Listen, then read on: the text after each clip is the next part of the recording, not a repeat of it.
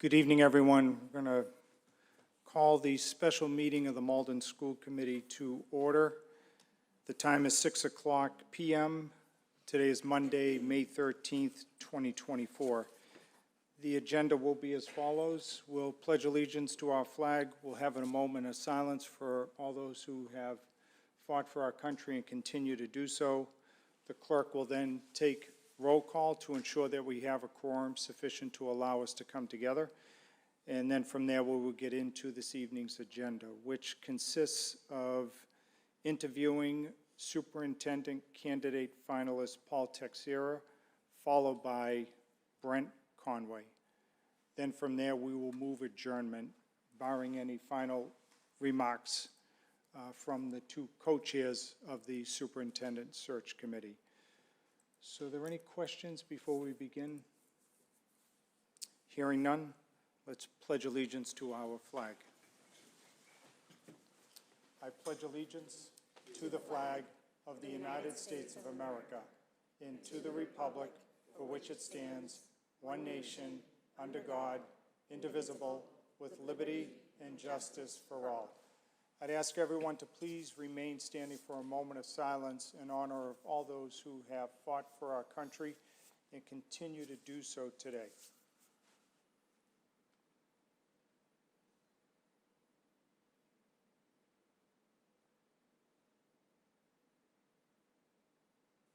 Thank you. We'll now have our clerk take attendance. Mayor Christensen? Here. Mr. Drummy? Here.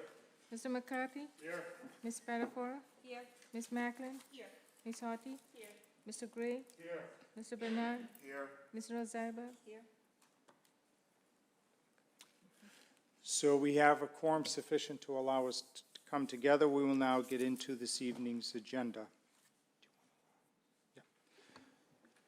Thank you, Mr. Chair.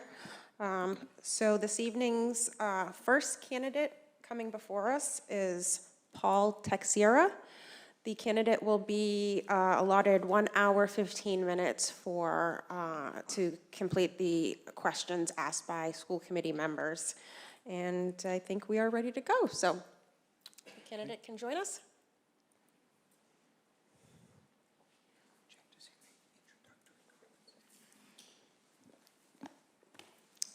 Thank you for joining us. Is that a little too short? Feel free to stand. It's like sitting at the kids' table at a holiday. It's Thanksgiving. So before we get into the questions, if you could just tell us a little bit about yourself before we kick off the fun stuff. Okay. Well, good evening, everyone. Good evening. And thank you for this opportunity to interview before you tonight. My name is Paul Teixeira, and I have been in education for 26 years now. I didn't start out as a teacher. My undergraduate was in media communications. Through that, I got an internship working with the United Nations, and I was working with UNICEF. I did that for 2 years, working mostly out of New York, but then I was in Sri Lanka for a few months on a photo assignment. And when I decided to leave New York, it was because it was expensive to live there. And so I came back to the Boston area. And I couldn't imagine getting a job that didn't make an impact in the world. And that's how I ended up going into teaching. I went back to school. I got my master's degree in applied linguistics. I became an ESL teacher. I started in actually Medford. I was there for a few years. I took a leave of absence to move to Spain so I could develop fluency in Spanish. And then I came back, and that's when Medford had built their new buildings, and I was being transferred to the high school, and I really enjoyed teaching middle school, so Malden had an ad in the paper, and that's how I landed in Malden. And then I was in Malden for 15 years. I was an EL teacher at the Ferryway, at the Linden School, and then from there I became an instructional coach, and then I became the director, and then Medford called me back and as the director. And I took the position because it was an opportunity to be a part of the central office staff, which the administrative structure wasn't like that here. And I was a new administrator, and so that gave me an opportunity to grow as an administrator because I was part of the central office team. And I've been doing that for the past 7 years, and now I'm back. Great.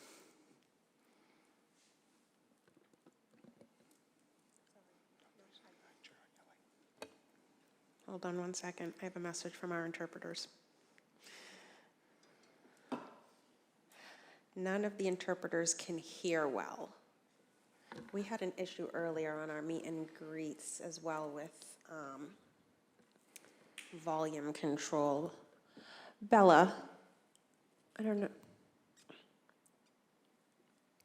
Muffled audio, very different, she says. Please bear with us one moment, Paul. It's okay.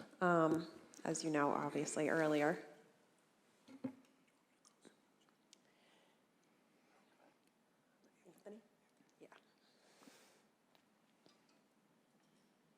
Bella can, okay, so you can hear me. Are you having like more from the candidate you're unable to hear?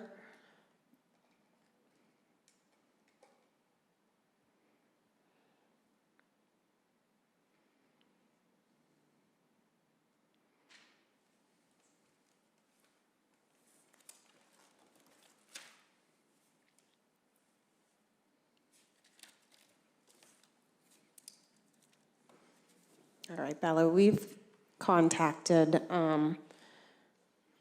we will definitely try to adjust the volume, but we've contacted somebody from tech to see if we can rectify, because it sounds like you can hear me, but it has a muffly sound to it. So apologies to everybody that's on Zoom right now.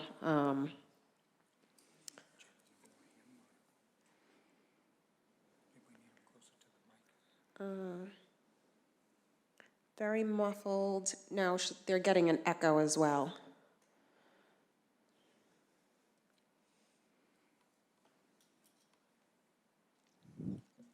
How is that?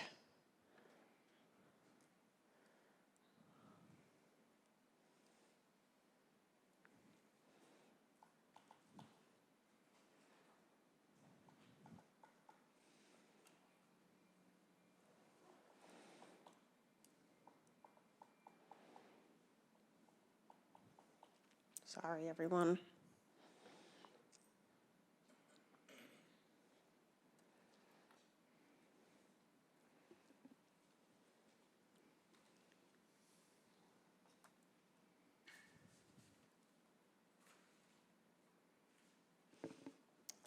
Hold on, let me activate you. Portuguese channel. Testing, speaking from the main audio to the Portuguese channel. Bella, can you hear me? I activated the Portuguese channel. Can you hear me in the Portuguese channel? Yes. Yes? Okay. We can all hear your voices, but everything is very muffled. None of the interpreters have clarity on what's being said, not 100% clarity. It's far distant and muffled, very different than usual committee audio. And you're getting that when every individual talks? No, so it's every microphone is sending that through.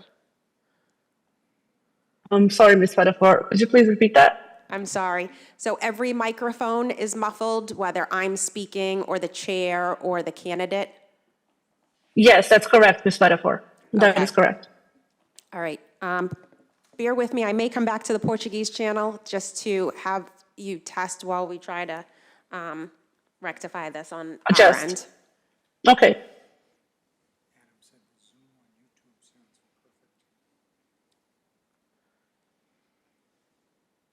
Do you have one of the interpreters is asking if you have headsets on today by chance? If we have headsets on, we do not have headsets on. Okay, thank you.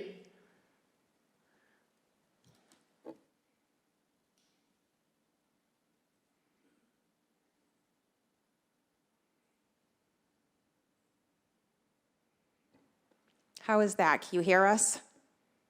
Much, much better. Perfect. Everyone can hear you. I'm so sorry for the interruption. We can please continue if we're ready. Nope, I appreciate you working with us. We're going to get back on track here.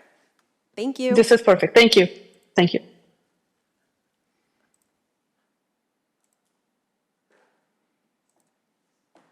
Okay. Apologies, Mr. Teixeira. That's okay. Technical difficulties. Yeah.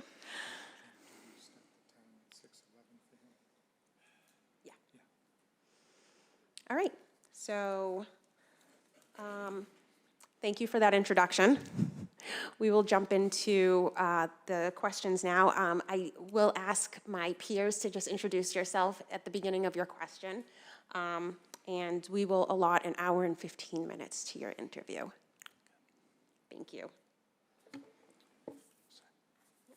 Good evening. Gary Christensen, Mayor of Malden, and also I serve as Chair of the Malden School Committee. Nice to see you again.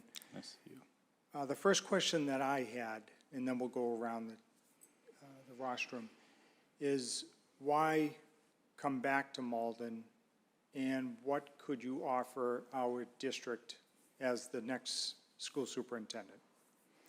So I do feel that I still have ties to the Malden community. Like I said, I was here for 15 years. Right. I'm not seeking a superintendency for the sake of a superintendency. I'm seeking it because it's the superintendency of Malden. And I do feel that the 7 years that I've been away in Medford as part of their central office team has allowed me to grow as an administrator. And I now have a district lens that I didn't have before when I was here. Okay. Thank you. Now we'll go to Mr. McCarthy. Thank you, Mr. Chair.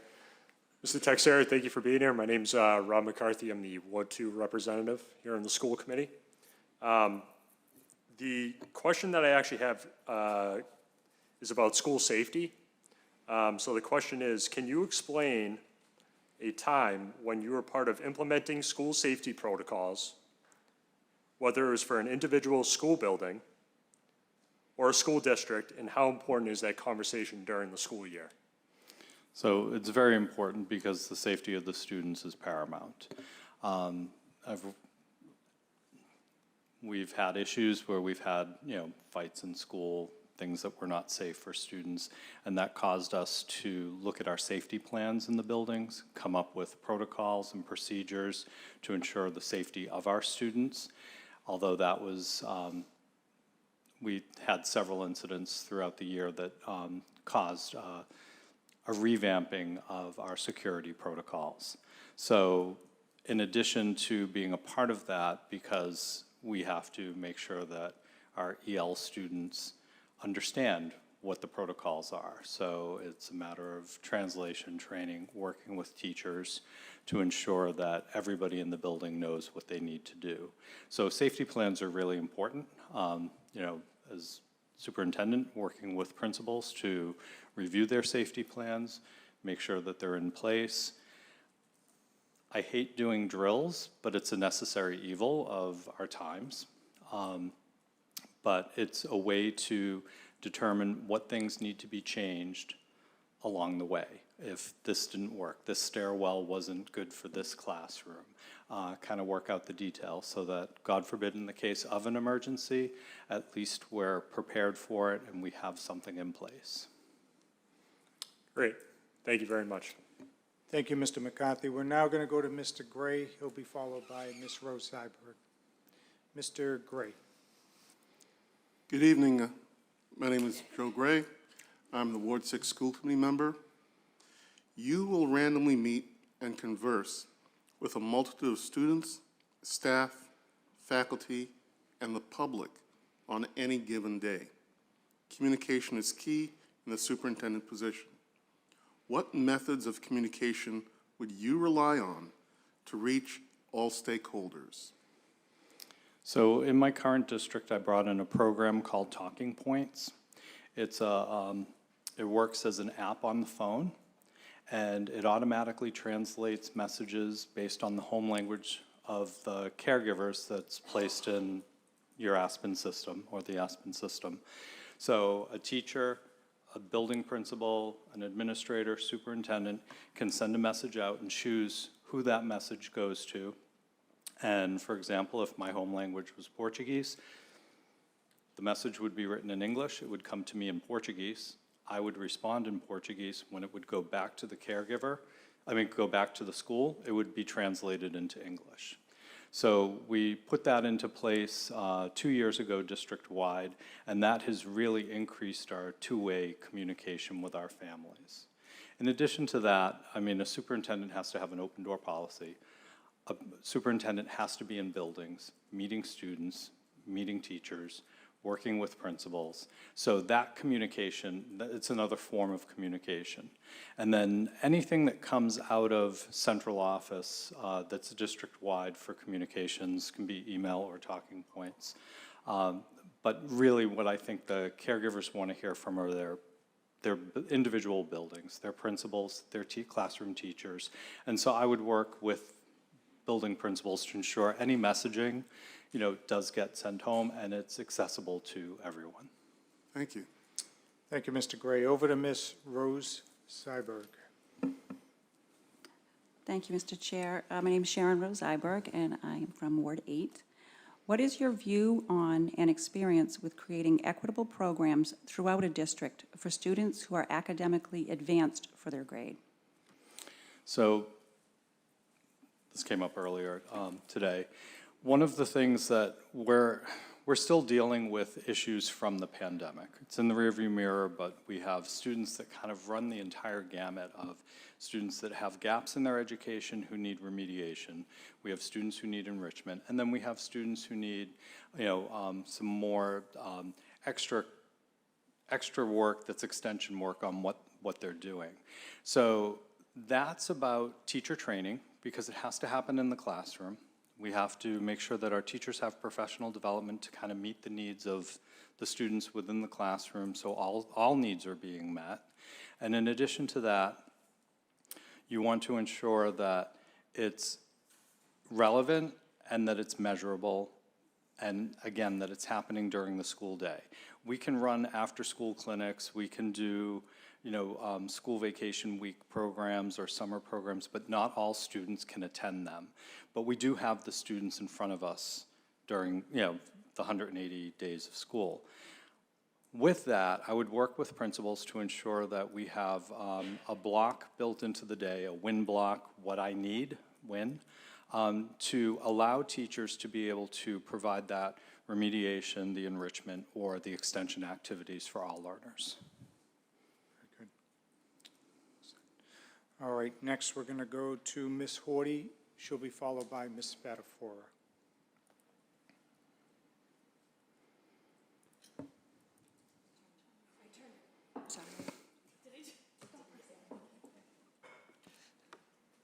Sorry about that, Mr. Mayor Christensen. Good evening. I'm Elizabeth Horty. I'm the Ward 5 representative to the school committee and a parent of students in the district as well. Can you tell us about a time when you have put a matter of ethical practice, principle, or urgency ahead of your personal or professional interests? Have you ever put your position or security on the line to pursue what you believe to be fair or just? What was it, or if more than one thing, which were there, that required you to demonstrate personal courage in your work or in your life? I'm going to ask you to start that from the Sure. beginning again. Sure, it's a couple pieces. Tell us about a time when you have put a matter of ethical practice, principle, or urgency ahead of your personal or professional interest. Have you ever put your position or security on the line to pursue what you believed to be fair or just? What was it that required you to demonstrate this courage in your work life, personal life? I'm sorry, it has multiple parts.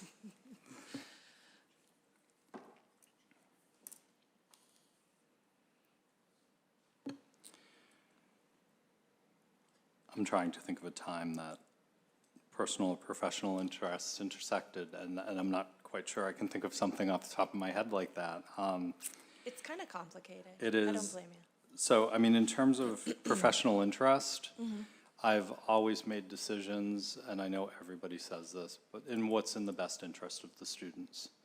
And so, one of the things that guides me with making these decisions is, and I said this in a previous interview, but I have a line on my wall in my office. It's called the equity line.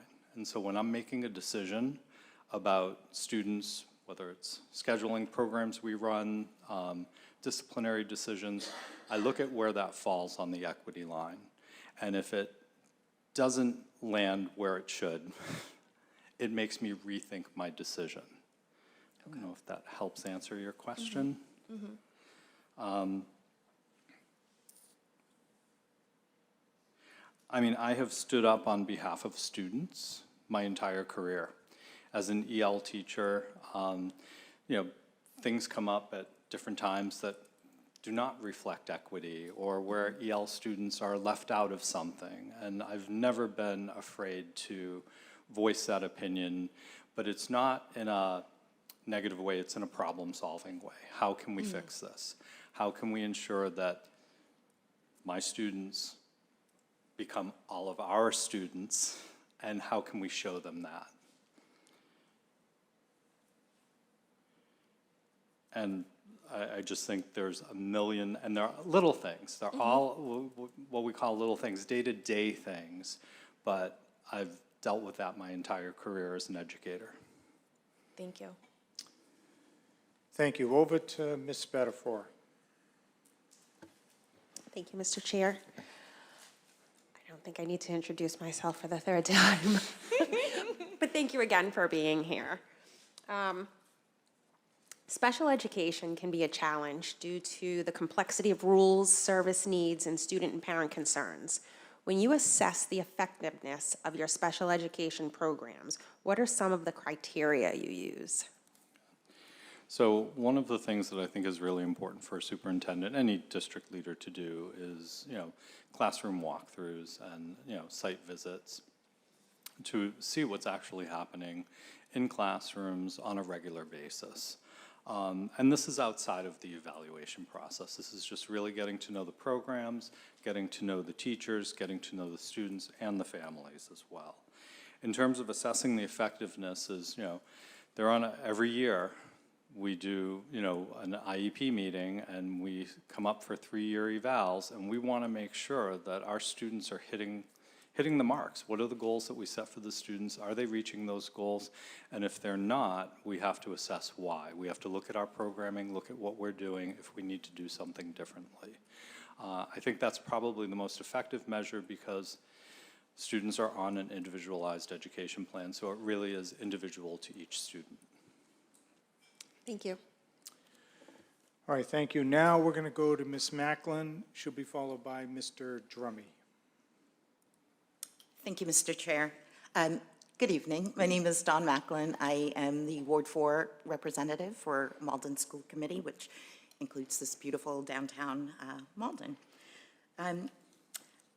As chair of the Superintendent Evaluation Committee, what are some measurable goals at the Malden School Committee that we should consider to better be able to support and evaluate your success?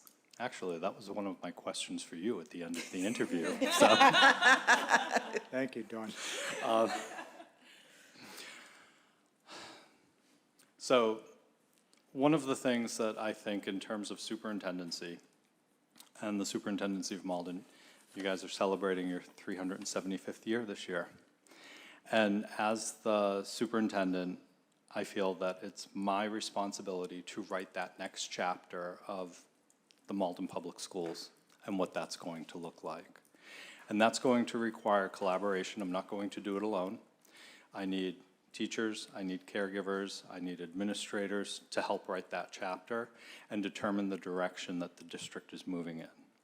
And so in terms of how you're going to evaluate that at the end of, I guess, my first year is, have I been collaborative? Have I made connections with municipal leaders, building leaders, teachers, our union partners? I'm not going to come in and blow everything up and change it. There is a lot of good work that happens in the Malden Public Schools, and my job as steward is to continue that good work. So have I done that? Have I enhanced what already exists in the district? And I think that's how you could measure it. Thank you. Thank you. Over to Mr. Drummy. Thank you, Mr. Chairman. Thanks for coming, Mr. Teixeira. Mike Drummy, Ward 1 School committee representative. How have you been involved in district negotiations, i.e. Collective bargaining? And can you explain your experience with it? So going back as far as when I was a teacher here in Malden, was when the Ferryway School moved to expanded learning time, and I was part of that negotiating team.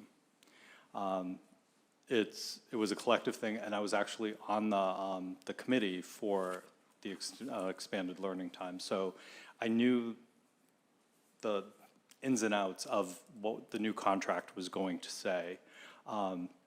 So that made it kind of easy with the negotiation piece. I think we went into negotiation knowing what we could expect and how that would work. In my role in my current district, I was tasked to negotiate with our union partners on our distance learning plan when we shut down for COVID. And that was a different type of experience. And working with our union partners, I learned a lot from that with how negotiations can be handled when the two sides have not communicated. The first time we communicated about this was in negotiations. And so my philosophy and belief on future negotiations is establishing those relationships with our union partners before you go into negotiations. Have those relationships, have those conversations before you go into negotiations. And then as an administrator in my current district, I'm also part of a union, and we just negotiated a new contract as well. And I was part of the negotiations on that. And so everything's a give and take, but I think that communication and that relationship building is critical to having successful negotiations. Thank you, sir. Thank you, Mr. Chairman. Thank you, Mr. Drummy. Now we're going to go to Mr. Bernard, and then we'll swing back over to Ms. Rose Zyberg. Mr. Bernard. Thank you, Mr. Chair. My name's Keith Bernard, and I'm the representative from Ward 7, right next to the Ferryway. Through my experience, there's several areas where there's where the delineation of authority can become more blurred than clear. There's areas that kind of cross both policy and administrative operations, and it might not be fully clear what and where the school committee's responsibilities end and where the administration's begins. Could you give me some examples of how you've worked in any capacity with your school committee to resolve these potential conflicts? So I think it's really important for a school committee and administration to have a retreat, so to say, to kind of establish some protocols moving forward. How, what is my responsibility? What is your responsibility? How will we communicate with each other? What types of reports and information would you like from me to you? In terms of the lines getting blurred, I think there's a clear path for communication, and depending upon what it is, I understand that, you have your constituency, which is in your neighborhood, and so you're hearing from them, and you want to address it, but there is a pathway to take, which is, did you talk to the child's teacher first? Oh no, okay, did you talk to the principal? Did you, going up through, as opposed to, a school committee member coming to me and saying, this was the complaint I got, do something about it. We have this hierarchy in place for a reason. We want our families to feel heard, but they can't jump over, steps and expect that it's going to get resolved if it goes above several heads. So in working with school committees in the past, I've given presentations to the school committee on, several times. I've received calls from school committee members where something like that happened, that a parent spoke to them, and I went through the process. Did they speak to the principal? Did they speak to the teacher first? Did they speak to the principal? Did they, and go up through there? And most times I find they haven't. And so that's, when we're talking about community building and building the school community, when you bypass those steps, I think that's a missed opportunity for the caregivers to really feel that they have a voice in the schools and that they're a part of the schools. Thank you. Thank you, Mr. Bernard. Back over to Ms. Rose Zyberg. Yeah, thank you, Mr. Chair. This touches a little bit on what we've already been discussing, which you've been able to bring up, so if you feel free to expand on this. What do you need from the school committee in order to be successful as the superintendent? Money, lots of money. Might want to take a recess right here. Just saying. Again, I really feel that retreat is critically important because that's what will help us establish what I need from you and what you need from me. I don't know how you've worked with your superintendents in the past, and I can only speak for, you know, my role with school committees.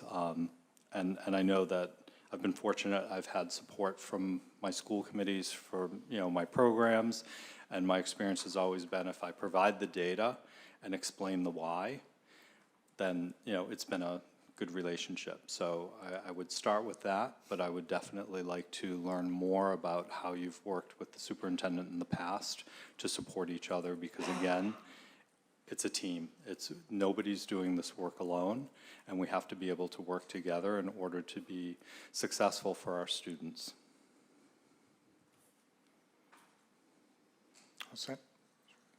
Ms. Rose Zyberg? Okay. Now, we're going to go to Ms. Macklin and then back over to Mr. Drummy. Thank you, Mr. Chair. Malden is a very diverse district. However, our educators and faculty do not reflect our demographic.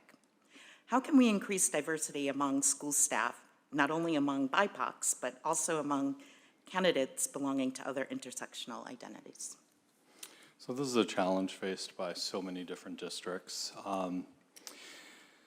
One of the things that I've done in previous district, actually in this district, is I formed partnerships with universities to try to have a pipeline from the university into the district. So I currently have a program with Lesley University. I have a partnership with UMass Boston.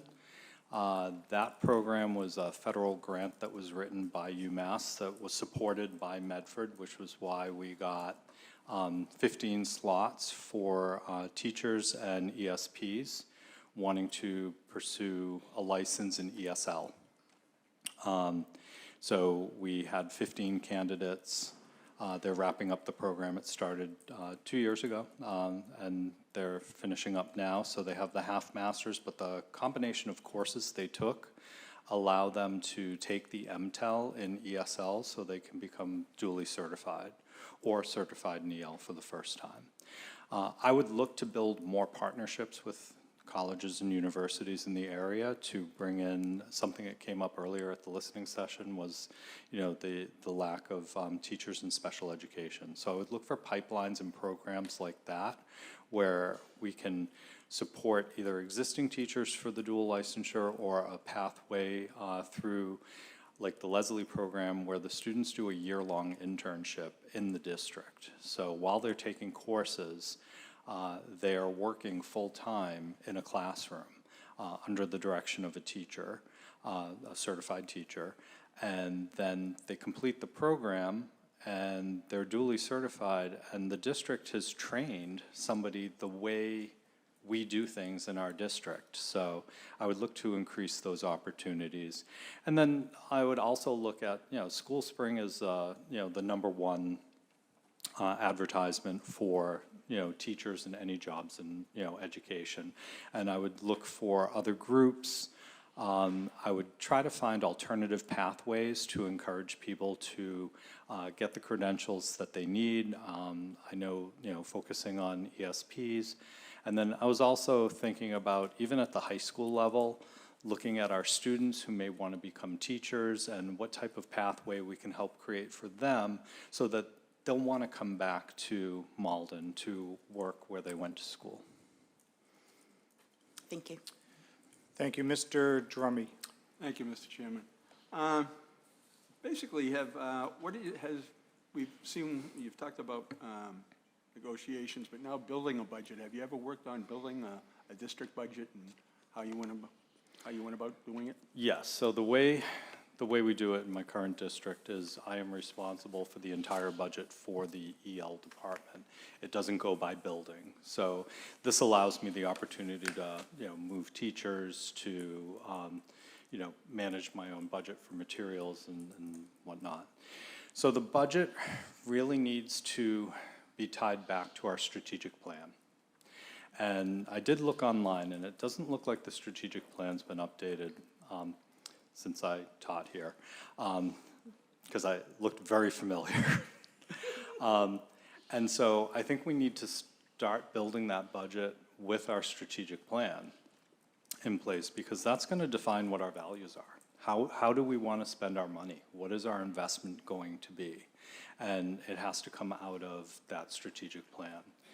And then that's how we start to build the budget, because we have an end goal, and how can we make that happen? And so in terms of the nuts and bolts of the budget, it's, I manage my district budget, and then I manage several different grants, which follow the same process. There is money earmarked for specific areas. This is what you promised you would spend it on, and so it really is that long-term planning. A budget process shouldn't be happening just in May. It should be starting in September, October. Every month should be budget season, because that's the only way you can see where you're going, how you're allocating your resources. Are you going to hit your targets? What adjustments? There are always going to be things that are going to pop up. There's going to be an air conditioning system that's going to break, that's going to require, $8,000 for some small part, So you have those emergencies, and if you spend that, then you have to take from somewhere else. And that's why that strategic plan is important, because that's going to be your guiding star in terms of how you're spending your money. Thank you, sir. Thank you, Mr. Chairman. Thank you, Mr. Drummey. Next up will be Mr. Bernard, followed by Ms. Spatafora. Thank you, Mr. Chair. So you had spoken previously about, forming bonds with the community, with caregivers, and other stakeholders. I'd like to go in here if you've got some examples of how you've worked in the past with community leaders that are involved with the school but may not necessarily be a part of the school, and how you get them to kind of build support for the schools in general. Okay. So I belong to a group in the city of Medford that involves various stakeholders, the library director, the adult education, the community schools, I'm trying to think of who else is, members from City Hall. And we come together to problem solve. We come together to talk about issues that are happening. We have an SRO in the building. We have connections with the police department, not in a negative way. We always want to make sure that, we're a community and that we're expressing that. We do have a community resource guide that we share with our caregivers when they register for school.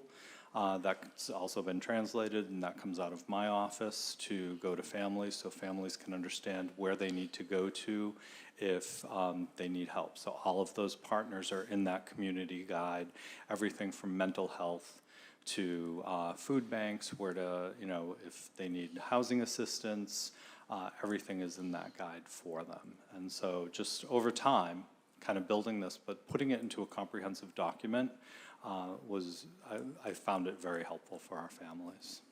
Thank you. Thank you, Mr. Bernard. Ms. Spatafora. Thank you. How do you determine the success of your district? And how would you define success over short term or over the long run?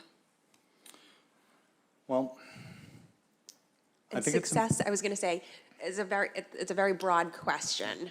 So I'm going to let you answer, and hopefully I don't have a follow-up to that, but please. I think it's important for us as a school district to develop the profile of a graduate. What will a Malden High School graduate look like? and what are they going to get along the way. Somebody asked me once what my core values were regarding, we had an issue with some students who may have finished school in their home country coming to the US and like, oh, it's a way to get free English classes. And somebody asked me how that aligned with my core values. And my core value for this particular incident is that I want every student to be able to graduate from high school. And I think creating that portrait of a graduate can help that. And that's not just something for the high school, that is something for the K-8s to do. What is it that we're doing now in grade 3 to ensure that we have a portrait of a graduate? And the graduate, it's different for every student. Some students may choose college, some students may choose career, but did we provide a pathway for them to achieve what they chose to accomplish at the end of their high school career? So I guess long range, that's how I would measure the success, is are we meeting the needs of all of our learners? Are all of our students graduating, and are they pursuing what they chose to pursue as part of their educational career? Thank you. Thank you, Ms. Spatafora. One more question, then we'll open it up to the committee to ask any questions we may have missed. This one will be for me. Now that you've spent a few days back in Malden, if someone asked you for a recommendation on places to visit in our city, what would they be? New downtown, my God, it's gorgeous. That's a good start. No, seriously, it's, you know, I mean, there are restaurants, there are, you know, it's a thriving community, and part of that is the schools. We want to use it. The schools are the keystone of all communities, and so we want to make sure that we are promoting our schools as well as we're promoting every business in town.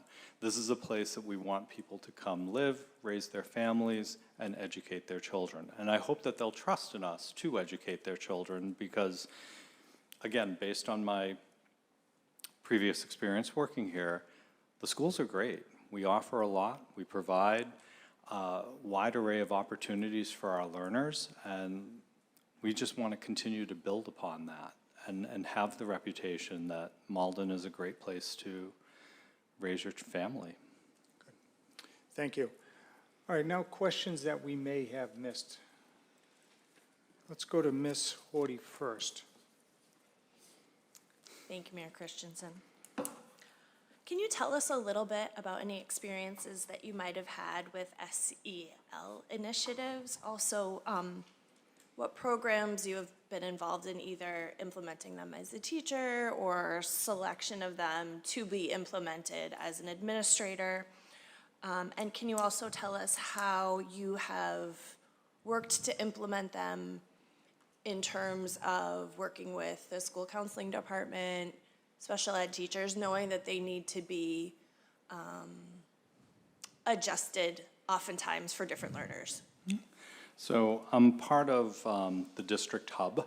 When the pandemic broke, we created a hub for our students. This starts with registration, and it consists of our director of school counseling, our special education director, me, our director of family engagement, and our director of health services. So we came together years ago, and we looked at various programs. And so at the elementary level, we use Responsive Classroom, we've used Michigan Model, and we've done restorative justice at the secondary level. We've even used restorative justice for some teachers, in addition to students. So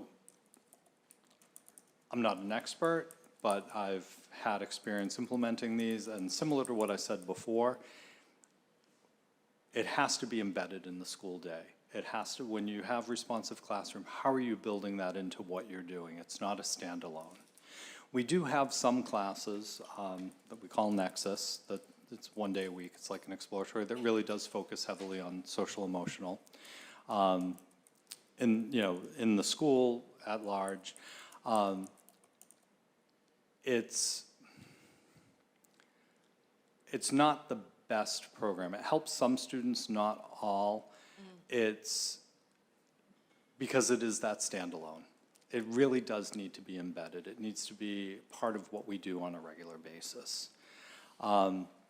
And then we have programs. We have a STEPS program at the high school for students who have gone out into the, been hospitalized, and then, we have the STEPS to bring them back in and put them into the fold. And again, all of these decisions are made collaboratively. We meet weekly as a hub, so we know which students are requiring services and how to best support them, regardless of, what their situation is. Thank you. Other questions of the team?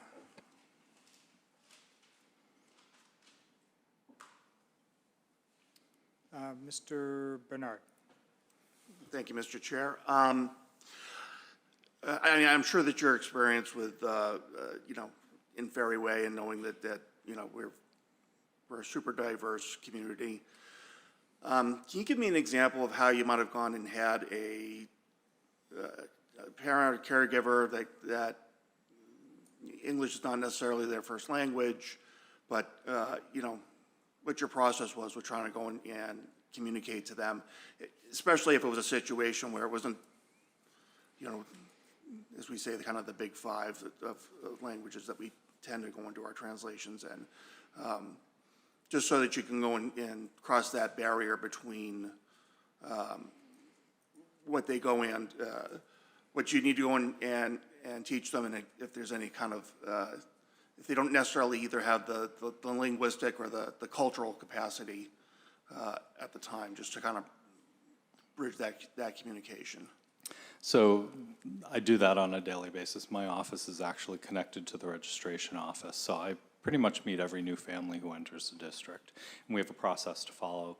We have the registration process, and then we test their English language proficiency, and then we determine what their programming is going to be, and all of this has to be explained to our caregivers. We do have 2 in-house interpreters that we will use if they're district-wide, so they're not always in their office. We have a device called Pocket Talk, which I purchased for building secretaries, for our CTE teachers who are struggling with safety concerns with newcomer students in their classrooms.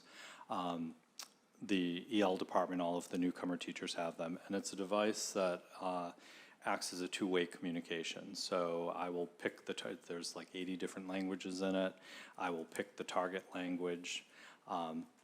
So if it's Portuguese, I speak in English. It translates it orally into Portuguese. We vetted this with our in-house interpreters, and it worked. I was saying this earlier to someone. Haitian Creole is not oral yet; it's just written. But the French does work. So we can use that device in a pinch when we can't have an in-house interpreter. So we have 2 full-time in-house interpreters. Our registration office people are bilingual, speaks Portuguese, French, and then Arabic and French. So we don't have as many languages as exist here in Malden, so that's why Pocket Talk maybe, it can be a little cumbersome, going back and forth, but then the caregivers can speak in their native language and it will translate it back to English to us. So that's a way to do that in the moment. Long term, I've always offered English classes to our caregivers. I did that here when I was in Malden, and I do it in Medford. In Medford, it's a little bit different. I partnered with the Welcome Project in Somerville, and they come to the Medford Public Library, and they offer classes for our caregivers in English. And then in the evening, they have online classes for them. I use the Title III grant to help support that program because teaching our caregivers English is a way for the long-term solution to helping our families be a part of the schools. In addition to that, I partnered with Tech Goes Home, which is a company in Boston that we offer free computer classes to our caregivers. And again, it's another opportunity for them to learn English because the classes are not in their native languages. And so it's a 15-hour course. It's over a 7-week period. And upon successful completion of the program, caregivers get, Tech goes home. I supply the teachers, and we did the teacher training, and I used Title III to pay for the teachers to teach the courses, and Tech goes home will purchase the equipment. And so each person who successfully completes the program gets a free Chromebook as well as a free year of internet. And so that's a way of bringing digital equity to our families who don't speak English, and then it's also a way to help develop their English.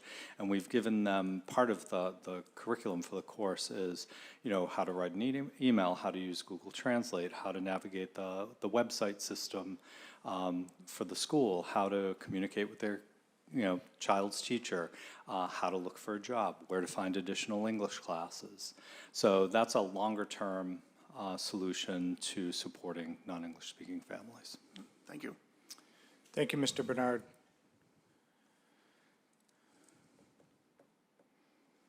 If I might, from the chair, you're chosen as superintendent. What are you doing to prepare for that leading up to July 1st? And then what are you doing the first day on the job? So I'm already freaking out about the first day of school. I was thinking about that today, because July 1st is a little late to start. So I mean, in terms of before July 1, obviously I'm fulfilling my contract until June 30th, where I am. And so I would at least start some listening tours after school hours in the different buildings to meet some stakeholders, some caregivers, teachers. I'd love to get, I was disappointed we didn't get to go into schools because I really would have liked to have gone into some classrooms and see some students and connect on that level. So I can definitely start with that. And that's going to be ongoing. It's a big community. There are a lot of people to talk to. It doesn't end after July 1st. And then from there, it's immediately pulling together the district leadership team to find out what the opening plans have been and what's been planned, and to really start focusing on what the opening of schools is going to look like, such as checking in on safety plans, checking in on, class lists, or, what's the enrollment looking like, connecting with your registration office to see what we have coming in for new students. I also need to meet with the HR person to see what open positions do we have, what needs to be filled. I know that there's a shortage everywhere, so I can imagine that there will be open positions, and how are we going to accommodate for those open positions at the start of school? I would like to do a school committee retreat. That may have to wait a little bit, but I really do want to, hit the ground running with, what our expectations are for each other. And then also meeting with our union leaders. I think that's also critical, and I would want to do that as soon as possible. I think we need to make these connections so we can start building that trust, so we can start building that common goal of supporting our students for the first day of school and beyond. Other questions of the members? Otherwise, we'll turn it over to the candidate for closing remarks.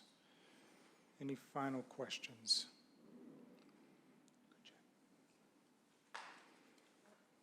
I was contemplating asking it because I think it's been asked over and over and over, but for the sake of those that weren't able to attend earlier meet and greets, what are your feelings on MCAS being used as a graduation requirement? I'm opposed to it. I do not believe that a student's entire educational career should be hanging on one test. It's not that it's the perfect test either. As we were talking before, our students who have IEPs, the state developed an alternative assessment for them. Well, if this assessment is such a great tool to measure every single student by, then why are we coming up with alternatives?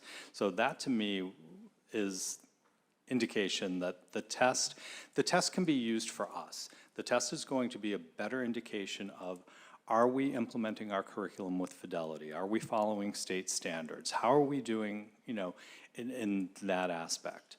I was around when MCAS first came out, and everything that it's being used for today is exactly what they said it wouldn't be used for when it first came out. They said it wouldn't be used to pit communities against each other, because everybody knows that, you know, Malden has different demographics than Weston, and those scores are going to be very different, and we cannot compare them. But can we use MCAS? I mean, it's a necessary evil right now, and so I would use it to measure where we are and where we're going, and where I want to see growth is here within the district, not how the district next door is doing. I did take a brief look at your MCAS scores, and there are pockets here and there, and it's pretty much aligned with the state, not anything drastic that would be like a red flag. You know, and there are areas where we're above, there's some areas where, you know, we're a little bit below. And that tells us how we're doing, and what I want to see is each year that changing, but I'd never expect it to be the same as what's going to be in a very different community with a very different makeup. Thank you. $1 million shortfall, how would you approach it as superintendent? So I think that's probably the hardest spot to be in as a superintendent, because you have to make cuts. And when you're cutting, I want to go back to that strategic plan, because that's what's going to be our North Star in terms of what we can cut or what we can reallocate to a different area. I have been in situations where I've been cut at various levels, and found out, like, with a piece of paper put in front of me. And I find that, you know, to be dehumanizing to our educators to have to endure that. And so at all costs, you don't want to cut from the classroom. These are our forward-facing individuals who have the greatest impact. A district is only as strong and as good as its educators. And I do truly believe that. So we need to support our educators to ensure that they have the tools and the resources needed to do their best job. And so when you're making cuts, sometimes you do have to make those difficult decisions, but you really have to look at it hard and long to see if it aligns, not the easiest cuts, but which ones are strategic that can help us continue our mission. All right, if there are no other questions, we're going to turn it back to you to make closing remarks and/or ask us any questions that you may have. Great.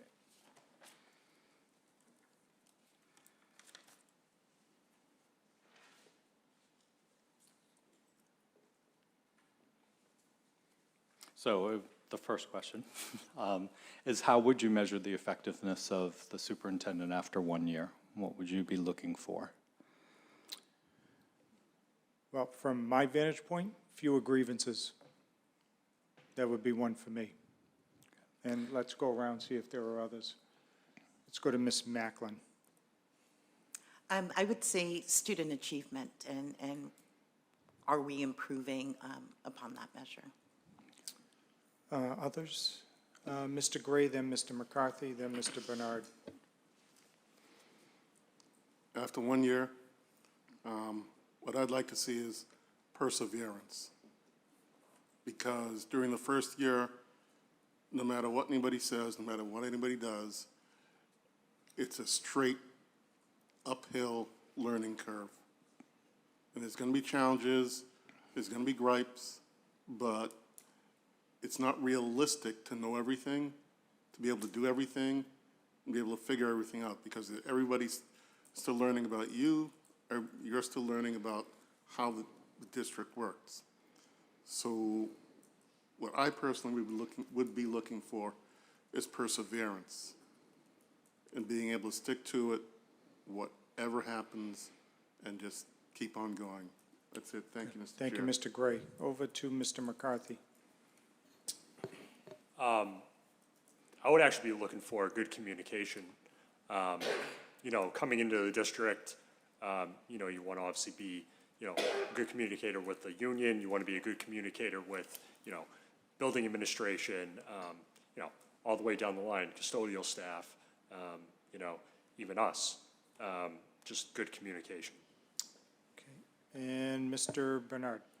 Thank you. The things that Malden is a fantastic city, and we can have a very vocal population sometimes. And it's generally with, you know, the best intentions. I think that one of the things that I've gone and realized being here is that they really don't have a problem with going and calling me if they don't think that they're getting satisfaction from the teachers, from the administration, from the school. So I'd love to go and make sure that like you said, we have to have a trust relationship that, you know, if I call you, I'm assuming that the parent has already gone through all these steps, or if I've asked them, they've already gone through the steps of going and talking to the teacher and the principal, and they don't feel they're getting satisfaction. I want to be able to go and call you and say, hey, what's going on with, you know, this kid that is, the parent is very upset because something happened. I'd also love to go in and make sure that, you know, you've got that, you hear that, you know, the parent says, nope, I talked with the super, it's just I want to let you know about this situation because I think it's important you know about it. That would go and fill my heart with joy, is that they've already talked with you and they've gone and said, you know, it's getting handled, but just so you know, in case this other parent calls or you might go and hear something, because sometimes it's the secondary sources that get to me. Hey, did you hear about this thing that happened at this school? And I'm like, I have to go searching through Facebook. It'd be nice to go and that I hear that you're already on top of it and it's getting handled. Good. Thank you. Let's go to Ms. Spatafora, then we'll go to Ms. Rose Zyberg. Thank you. I think for me to measure success, I would want to see our attendance rates improve, because I think that would mean students want to be here, educators want to be here, and when everybody is in the classroom learning and thriving, you have success. And I think that comes from a leader that is leading the district, that is empathetic to those in the classroom. So again, attendance, smiles, just a joy of wanting to be, whether you're a student in the classroom or a teacher coming to work every day. I think that's very simple. When you have that, you will have increased test scores. You will have everything will fall into place. So smiles, higher attendance, people wanting to just be here. Okay, Ms. Rose Zyberg. Thank you, Mr. Chair. I would like to see, I mean, first and foremost, for me, it's always decisions need to be based on what's best for the students. So seeing student improvements and opportunities opened up for them. Also just district-wide to see morale and team-building efforts as a district within schools, between everybody involved, to get people all on the same side, working together would be important for me. And also finding effective and realistic ways to deal with, we know that we're facing with Chapter 70 funding, I'm sure you're aware, and all those realistic, practical things that we can do to still be providing what we need to for our students, but being realistic of what we can do. I have actually liked some of the stuff that you've mentioned with bringing in pipelines and creating all of this, because I do think we're going to need to get creative until things change. Back to you. I can address some of these right now. I do think trust is really important, and that's across all areas.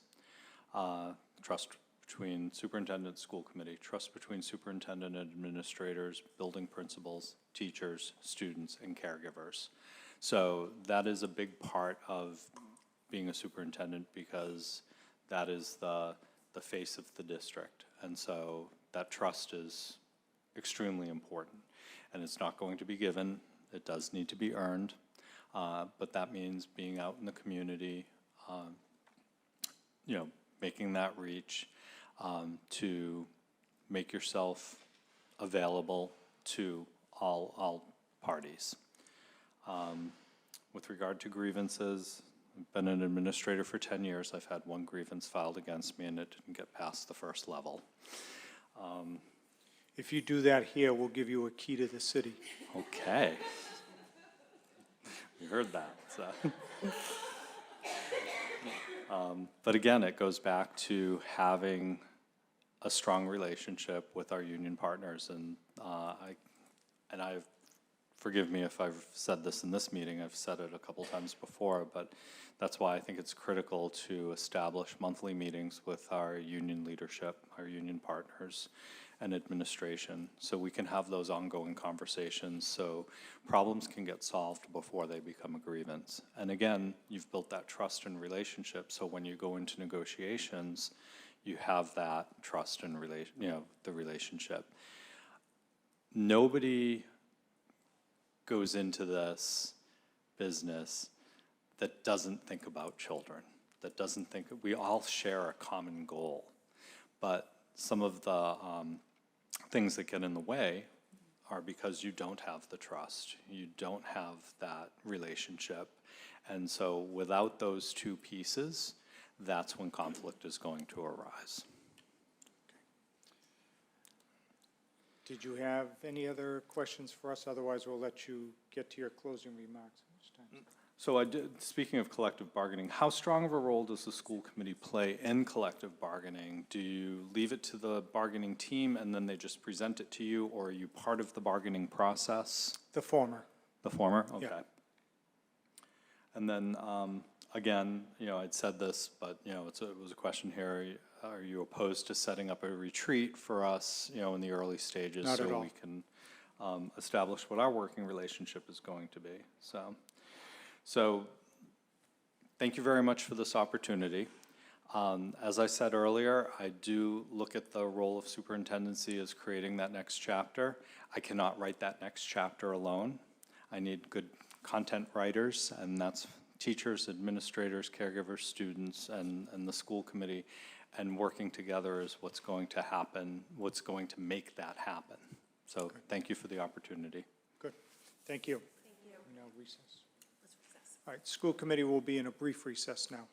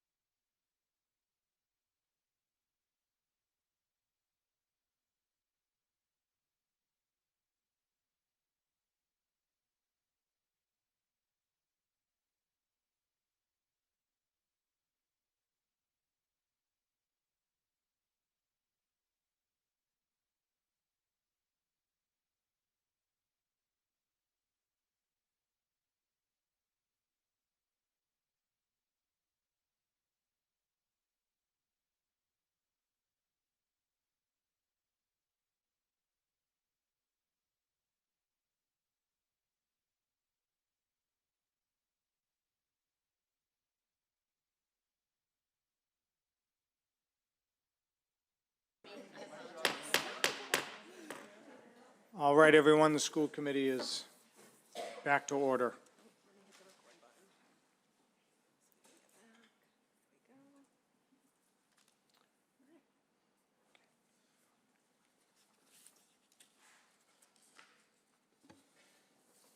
Thank you.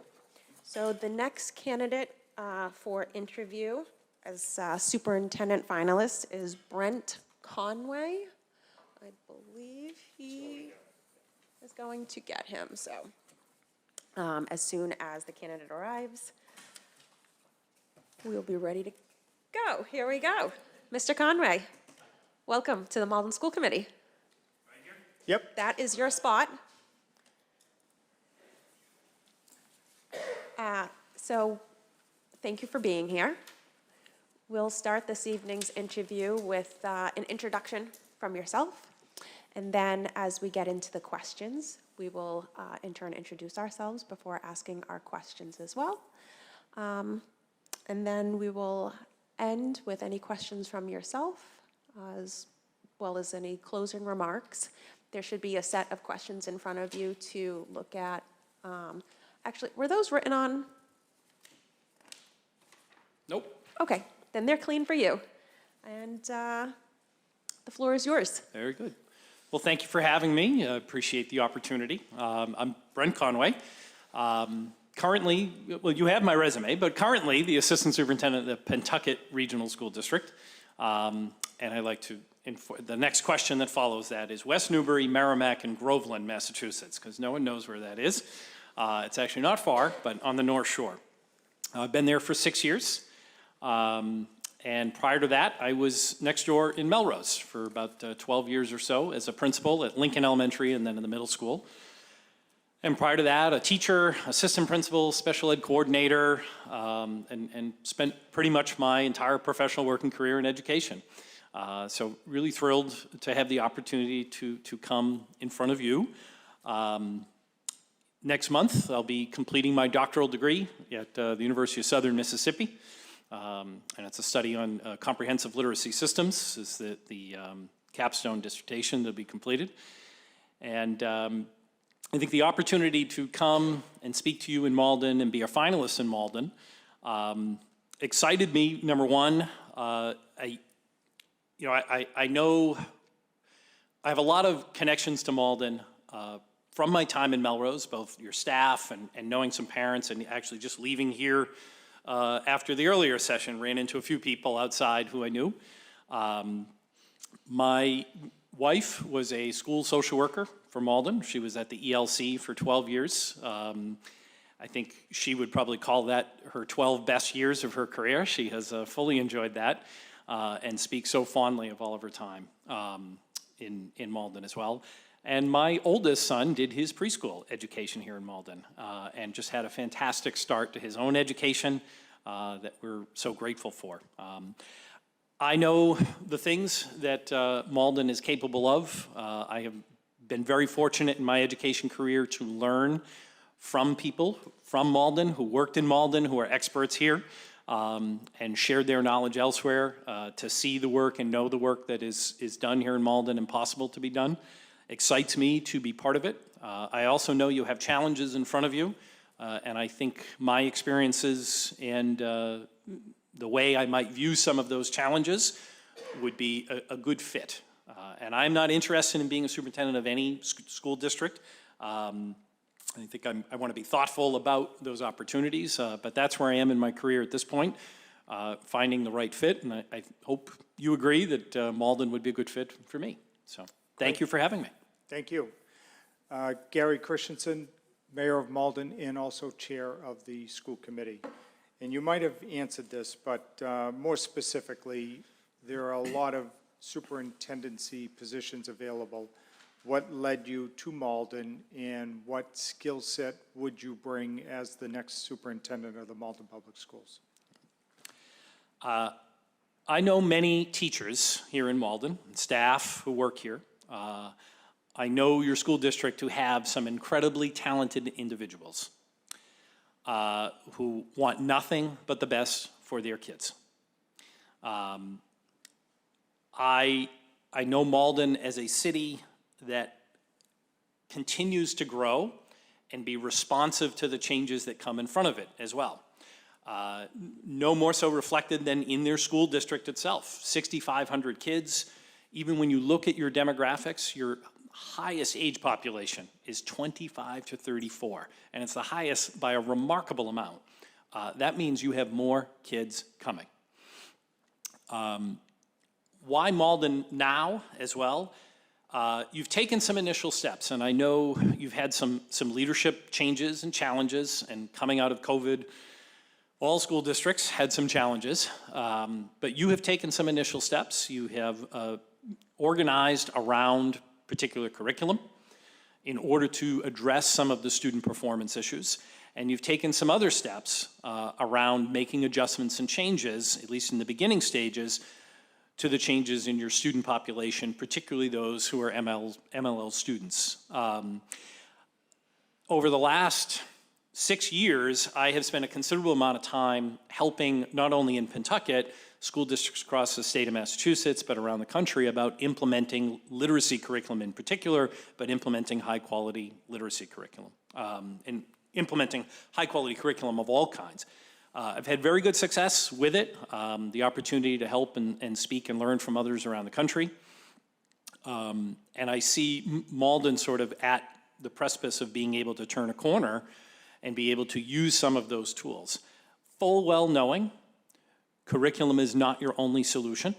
A program is not going to teach kids to read, it's not going to teach math, it's not going to teach science, but it is the foundation to equity, and that it provides a baseline and a floor that all students can rise to, and then the skilled support that teachers provide, their knowledge that they have of themselves, their use of data, and their understanding of their students and community allows those students to rise even above that floor.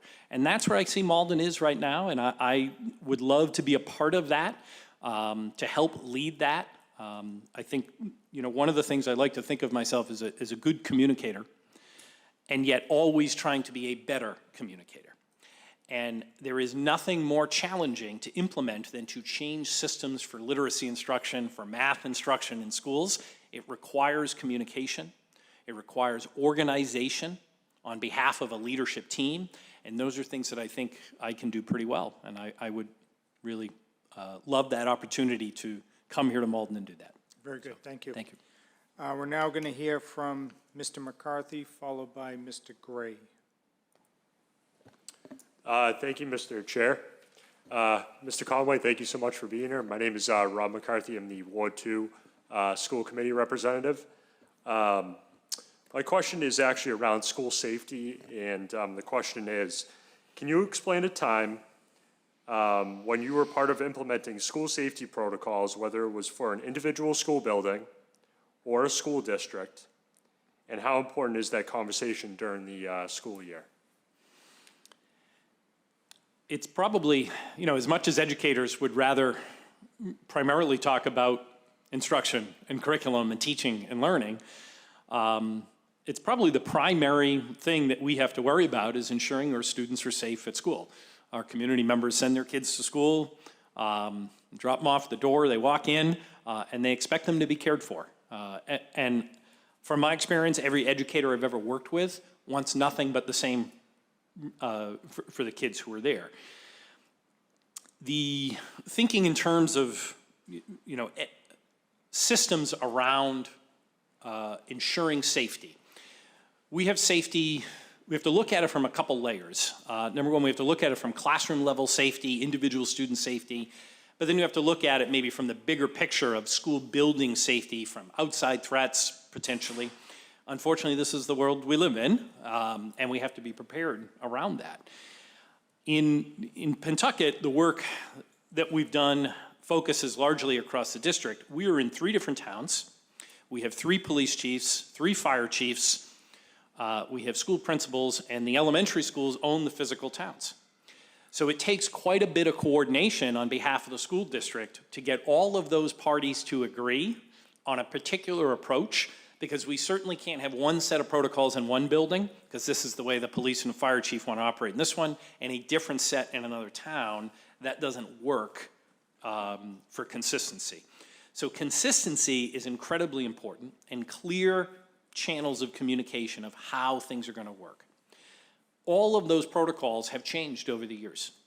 They've all changed. Every time we think we have something figured out, they say, no, you're not supposed to lock the doors. You got to lock them from this direction instead.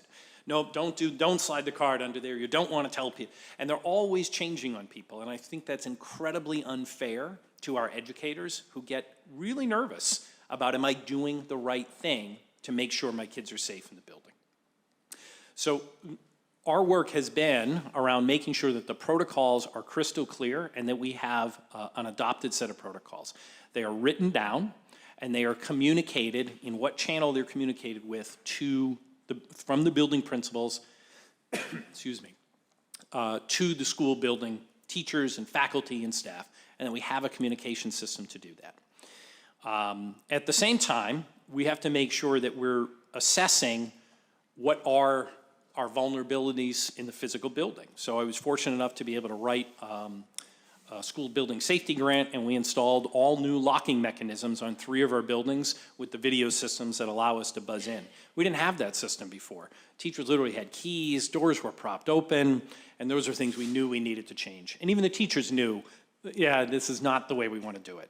So ensuring that we're able to have those consistent conversations, and working with those who are the police and the fire, for instance, to make sure that those communications are consistent. So we adopted the I love you guys protocol, which helped, I think, in common language, for instance, for our teachers and our principals to be able to communicate with them. Prior to that, we had a mix of different protocols, so it was important to be able to do that. We meet at least once a year, sometimes 2 or 3 times a year, with our school safety team, which are the police chiefs, fire chiefs, and the building leadership, to review any changes in protocols. And there is a point person among the police that is always being updated on training. So. Great, thank you very much. Thank you, Mr. McCarthy. Over to Mr. Gray. Thank you, Mr. Mayor. You will randomly meet and converse with a multitude of students, staff, faculty, and the public on any given day. Communication is key in the superintendent position. What methods of communication would you rely on to reach all stakeholders? Some of it will be random, and some of it will be very much on purpose. And I think that's actually part of a communication strategy, is that it's not always random, and that it can be actually really purposeful. So I think the role of the superintendent, as far as communicating with a school district, again, 6,500 students, it's a city of nearly 70,000 people, is to be visibly present in the locations where the families and students are. There should be no expectation that everyone has to come to me. I should be the person who is going to them. So that is the school buildings, whether it's as school is beginning, as school is ending, during the school day. It's also community and city events. It's not just school-based events. So to be physically present and to be able to communicate and to be able to observe people in their interactions, I think, is really important. Communicating, though, is not me delivering messages all the time. Communicating is also listening and being able to hear. And oftentimes it's hearing the messages that are not necessarily the ones you'd love to hear. It's sometimes hearing things that are a little bit more challenging. And being able to empathize and listen carefully to make sure you understand what someone might be expressing to you, especially when they are at their most frustrated point. And I think that's a really critical part of listening, of communicating, is being a really good listener. As far as strategies go, I think as a superintendent, one of the things that I would do, and I would do it fairly early on, is begin to develop a communication plan. And the plan outlines a number of things around how we as a school district, starting from the superintendent, but it sort of collaborates with the committee as well, how we expect to communicate to our constituents. And in different categories. There is information that is well communicated by sending it out. whether it's email form, whatever it is, on a consistent basis so that everyone has an expectation of when that might come. If those are newsletters, so be it, then they're newsletters. That cannot be, though, our only and primary form of communication. We have to be able to use social media. We have to be able to use some of the other technology features we have. Sometimes it's actually really good to use text features. We have a lot of families, in particular parents, who might use text far more frequently than they would other forms of communication. And that's an important component of our outreach. Being able to use technology such as our website as well. I know, in looking at the website currently, it seems as though there's some work to be done there, that things are a little outdated. So part of a communication plan is identifying what is the frequency and expectation for things to be updated, and whose responsibility is it to do it. There is nothing worse than having information up there that's 2 years old on something that is expected to be current. That looks really bad. I'm not sure how people could trust us if we're not making sure that we're keeping things current at a base level like that. So I think that's all critical. All the while all this is being said, we have 1,800 students here in this city whose first language is not English. It's actually more than that. You have 1,800 ML students who are learning. There's more than that, and we have a lot of families. We may have proficient English speakers as students, but their parents are not. So we have to make considerations around how we ensure we're engaging with them. It can't always be at 3 o'clock in the afternoon. Sometimes it's going to have to be weekend events. Sometimes it's going to be nighttime events. Again, I have to make myself present to the community. Politicians call it walking the rope line. I'm sorry to look at you, Mayor. Politicians call it walking the rope line. To some extent, it's maybe a little bit of that, but what you're really doing is you're out there and you're listening for themes, and you're trying to hear from people about things that may be problematic. Hearing from one person, it's a problem for them, but if you hear the same thing in a couple different places, that's a problem for us. And that's where we have to make note and start to think about, okay, how do we come back to that and address some of those issues? All right, good. Just a quick side note. Just between you and me, we're all politicians up here. Thank you, Mr. Mayor. Well said, Mr. Gray. All right, now we're going to go to Ms. Rose Zyberg. She'll be followed by Ms. Horty. Thank you, Mr. Chair. What is your view on and experience with creating equitable programs throughout a whole district for students who are academically advanced for their grade? So equitable programs across the entire district for students who are advanced. By nature, if you're only providing certain education to a select number of students, it's hard to think of that as purely equitable. So you have to view it as the access to those programs. How do you ensure that students have access to those programs? And then the larger discussion is, when does that occur? When do you begin to say, these are programs that should be available only to a certain group of students? And I think as soon as we begin to draw those lines in the sand, that's when we begin to lose our target on equity.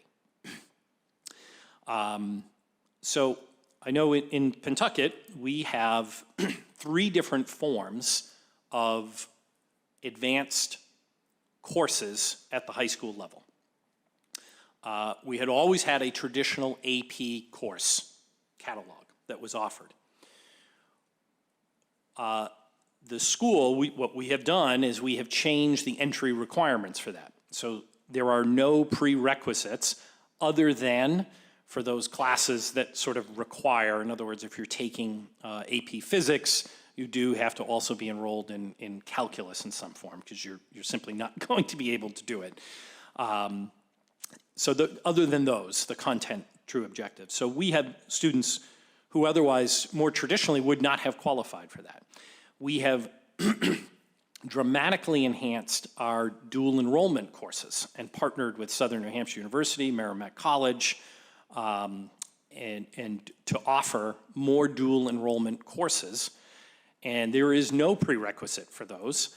Additionally, the vast majority of our seniors are enrolled in either a dual enrollment course or an AP. We have over 80% of our high school graduates leaving the high school having taken at least one course that makes them eligible for college credit. Our goal is to get to 90%, and I'm going to return to that goal in a minute. And then we also offer an early college program where students can attend Northern Essex for half the day.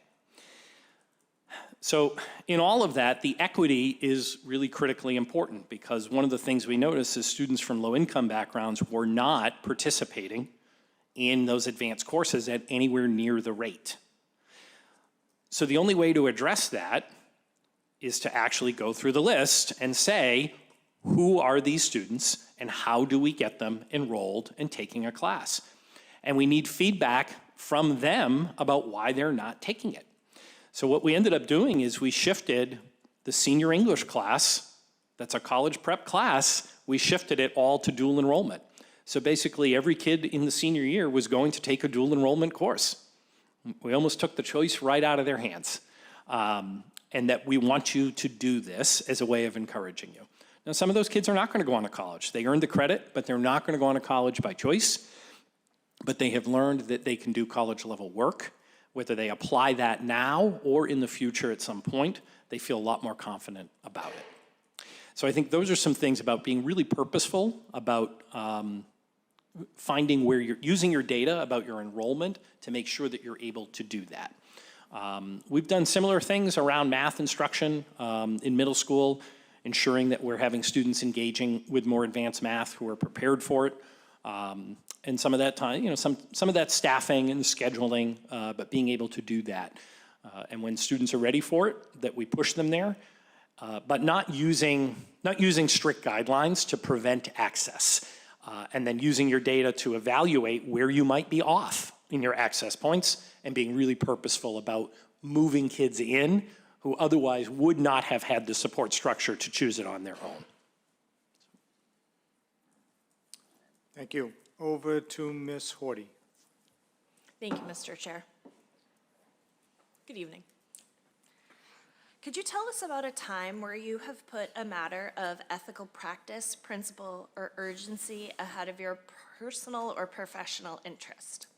Have you ever put your position or security on the line to pursue what you believed to be fair or just? What was it, or if there were more than one, which were they, that required you to demonstrate personal courage in your work or your life? I think at various points, we probably all face this at some point, where we are faced with a situation where you have to do what you know is right at risk of critique, personal privilege at times, or feeling secure in everything that you have. I can think of numerous ones. I know just even as the principal of the middle school in Melrose, I had moved from the elementary school to the middle school at a time where I was asked to implement a 3-year OCR agreement based on a racial harassment situation that involved a staff member and a student. That required a lot of me stepping out of what was my comfort zone at the time, but also stepping out and speaking publicly to the staff and to the members of our school community around the work we needed to do. And that simply checking the boxes from the OCR agreement was not going to be sufficient enough. And I think we were pretty fortunate in the manner that we dealt with a lot of things, but I know there were members in the community who didn't want to have the conversations we were having, who didn't want us to have the students leading some of those conversations, who didn't want us to have the students have the voice. We had a lot of staff who didn't want to hear what the students had to say about their experiences because it made them uncomfortable. And every time I made other adults uncomfortable, I knew I was putting more burden on me to help manage that situation. And that might have been a tipping point at some point where people had had enough. But I persisted through it because I knew it was the right thing by the kids. All you had to do was hear one story from one of the students, and you knew you had to continue. I think that same level of work has continued in my more recent work in Pentucket, but more around the advocacy for evidence-based literacy instruction. And that advocacy has existed, done this work, I mean, it's brought me from 2 weeks ago, I was in Anchorage, Alaska, helping the state of Alaska, which is an amazing state. I've been to Oklahoma, Nebraska, Wisconsin, Michigan, having all these conversations. And people ask me to come and help them and have these conversations around teaching kids to read using evidence-based methods. And yet here in Massachusetts, I found myself at a crossroads where I did not want to cross hairs with my own colleagues in other school districts. And I think recently, just as recently as this year, I was asked to comment on numerous things publicly by a Globe reporter that had to do with why we as a state have not adopted evidence-based curriculum and evidence-based literacy instruction in order to get kids to read. Why are we not doing this the way it should be done? And I stepped forward and it's enough is enough. We have to do this, even if it means having my colleagues around the state not pleased that I'm willing to step out in front of it. So I've done that since. I continue to do it. And I won't stop at it because I know it's the right thing to do. We need to teach all our kids to read. We know how to do it. It is a matter of will. It is not a matter of knowing. Question. Follow-up about something that you just said. Was that in any way related to the article that listed every single district's literacy plan? I'm quoted a few times in Okay. this, yes. I'll do my own follow-up. Thank Sure. you. Those are long articles, so it's embedded in there. Okay, thank you. Thank you. Next, we're going to go to Ms. Spatafora. She'll be followed by Ms. Macklin. Thank you, Mr. Chair. No introduction. I think we know each other well enough at this point. Special education can be a challenge due to the complexity of rules, service needs, student and parent concerns. When you assess the effectiveness of your special education programs, what are some of the criteria you use? And it's a really good question because, you know, so much of special education is regulation, requirements, things we must do. And yet, we don't always evaluate how effective we actually are at doing the things that we're simply required to do. I think requirements oftentimes make us just feel like, well, we're doing it. So I think, you know, to work off of the literacy and math component from that perspective, first the literacy part around it and evaluating it. And that we continue to deal with this, and this is across the state, but certainly in every district I've ever worked in that oftentimes I think people see special education for students who are struggling as a destination. And that if they're struggling and we just evaluate them for special ed and they get an IEP, that's it. And that is a really sort of ineffective and inappropriate understanding of the role of special education. And in the reality is, we should be intensifying the instruction through special ed, but we should be expecting catch-up growth. Special ed is not the destination. The goal is to get kids to catch up and get them back to where they need to be. Now, they may continue to need services to stay there, but oftentimes what happens is the students who are at most need and at most risk are making the least progress because we're not actually structuring the programmatic approach that's consistent enough to actually give them what they need. And that's the opposite of what's intended in special education. So I use a phrase frequently, and it's the title of a book, and we had used it in Melrose, I use it in Pentucket, and I speak about it. Annual growth for all, and catch-up growth for those who are behind. Special ed cannot be its own silo department. Special ed exists through all other departments. It can't be its own thing. Because if it is, all of our staff, family, and students will see it that way. And the reality is students with disabilities are going to be reflected and should be part of every other program that exists in the district. So special ed needs to be at the table for all those conversations, and we should be evaluating at every turn, how are our students with disabilities doing on X, on Y, and so forth. And the other example I'll give you that we did in Pentucket is upon my arrival 6 years ago, we were implementing Eureka as a math program. It was actually one that I was not familiar with. It was selected prior to me coming, but upon review, I said, okay, this is pretty good. It's building math fluency. It's having students focus on conceptual understanding. It's doing both, which is good. It's a good approach. We want to have it. We used it pretty consistently. Professional development, helping the teachers do it. We had data around it. COVID happened. We continued to use it. And we had gone from the 25th percentile in Massachusetts on MCAS scores for math to now the 69th percentile in Massachusetts in math. And we were really thrilled and celebrated with the growth that we were seeing in the aggregate. And we really were performing so much better, consistent math program. And yet we had an opportunity to say, are you interested in Eureka Squared? And we were getting some anecdotal stories from the teachers, particularly the teachers who taught our special ed programs, that the math program was a little hard for their kids to access. Not the content, not the concepts, but the way it was designed and its nature on language and use of language was a little challenging, and they were finding that they found they had to do a lot of changes and modifications to it.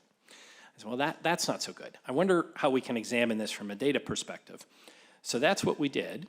And we recognized, despite all that growth in the aggregate, our students with disabilities in their standing in Massachusetts basically hadn't changed. They had made more progress, but so did everyone else. And therefore, how they stood as far as percentile in Massachusetts, it hadn't changed. And that was so eye-opening. We had all these students progressing, and then our students with disabilities nowhere near at the rate. So we piloted Eureka Squared, particularly in the classrooms that were the sub-separate programs. And we measured the success and what their rate of progress was versus everyone else. And we recognized right away, both anecdotally and through data, that this was a solution for us. So we moved to Eureka Squared across the board for everyone, because we know if it can help our students who are most at risk and most struggling, we know we can use it successfully with all of our students. So, thank you. Welcome. Okay, next up, Ms. Macklin. Hi, good evening. I'm Dawn Macklin, Ward 4 School Committee Representative. As Chair of the Superintendent Evaluation Committee, what are some measurable goals that we, as the Malden School Committee, should consider to support your efforts with the role of superintendent and being able to evaluate your success? What are some of the metrics that you think are important for this?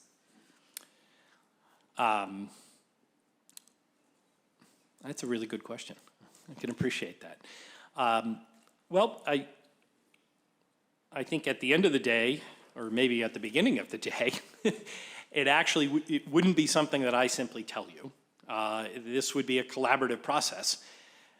And the goals that I should be seeking to achieve should be goals that you as the committee feel are critical and important to the success of the school department, but also goals that the community, and assuming your goals are reflective of the community. At least certainly in my first year, that would be something we would seek to do. I'm not sure I would have enough knowledge on August 1st, September 1st, whatever it may be, to have that dialogue with you for me to tell you what my goals should be. I would want that feedback from you, and I would work towards those goals for the district. Now, after spending more time and working with administrative team, hearing from teachers and parents, it would give me as an opportunity throughout the year to have more dialogue with you, all of you, about what the goals of the district should be. Inevitably, as a superintendent, I am measured on the success of the goals of the district. The actions I take as a superintendent are going to be ones that are going to work towards those goals. Now, if somewhere along the way something happens where we need to address a different goal that isn't clearly articulated, I hope that I would have the relationship with you as a committee for me to come to you and say, we have something we need to add or we need to shift.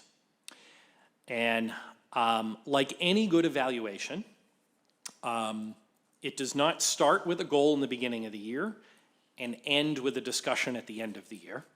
There is progress discussions along the way. There's opportunity for me to demonstrate to all of you some of the things I might be doing towards a goal that you wouldn't necessarily see or observe. Hopefully, I'm not coming to you just for the purposes of evaluation, and that most of the time our school committee meetings incorporate updates and progress updates and a chance for you to see what that work actually looks like on its impact on the schools.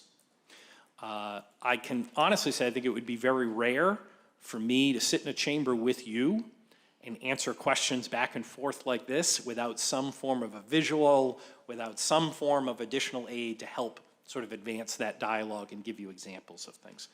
I don't work well without visuals, so I would add those. What are those metrics?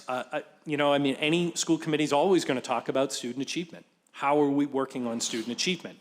But more particularly, how are we working on advancing the achievement of those who have not always met success? Whether that is our Black and brown students, whether that's our students with disabilities, or our EL students, or our low-income population, whichever it may be, what are those metrics looking like? That's as critical as anything. If you have other goals, whether it's communication related, I don't communicate for the sake of communicating. The communicating would be about student achievement, for instance, about skillful implementation of curriculum, about professional development that our staff is doing. Again, going back to how are we addressing student achievement. So everything is really correlated, and if you ever felt like I was bringing things to you in a silo, I'm not doing a very good job communicating to you the nature of our work. Nothing we do is in a silo. Everything is integrated. Everything's connected. And it's incumbent upon me to make sure I'm able to effectively communicate that to you and the community at large. Thank you. Welcome. Thank you, Ms. Macklin. Now over to Mr. Drummy. He'll be followed by Mr. Bernard. Thank you, Mr. Chairman. Mike Drummy, Ward 1 School Committee Representative. How have you been involved in district negotiations, i.e. collective bargaining, whatever, and please explain or expound a little bit on your experiences dealing with it. Sure. I'll go all the way back. So as a teacher, I was a building rep, part of the team that helped sort of support our teachers through that. And in Melrose, one of the key things I think I participated in as a principal was our labor management team. And that team in particular was, I think, very successful at simply working together and building relationships around common goals. I don't know if you have a labor management team here. It is a tremendously successful venture if it is organized correctly and people understand the goals. I found our work in Melrose using that. It allowed us to pilot solutions to problems. Some of the solutions were brought to us by the teachers. Some of them were brought forward by the administration. And we were able to agree that we would try solutions. And we could talk through problems. You could have real dialogue and talk about things that were barriers and impediments in order for us to reach success.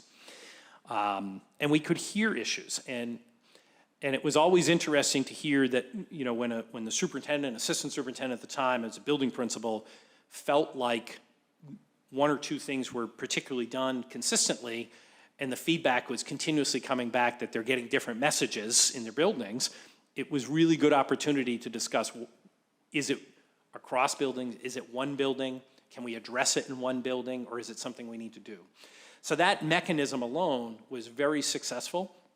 And it basically sort of paved a path to what negotiations might be, and that if there were things that we weren't going to be able to resolve, we knew they were going to be negotiating items, and both parties knew.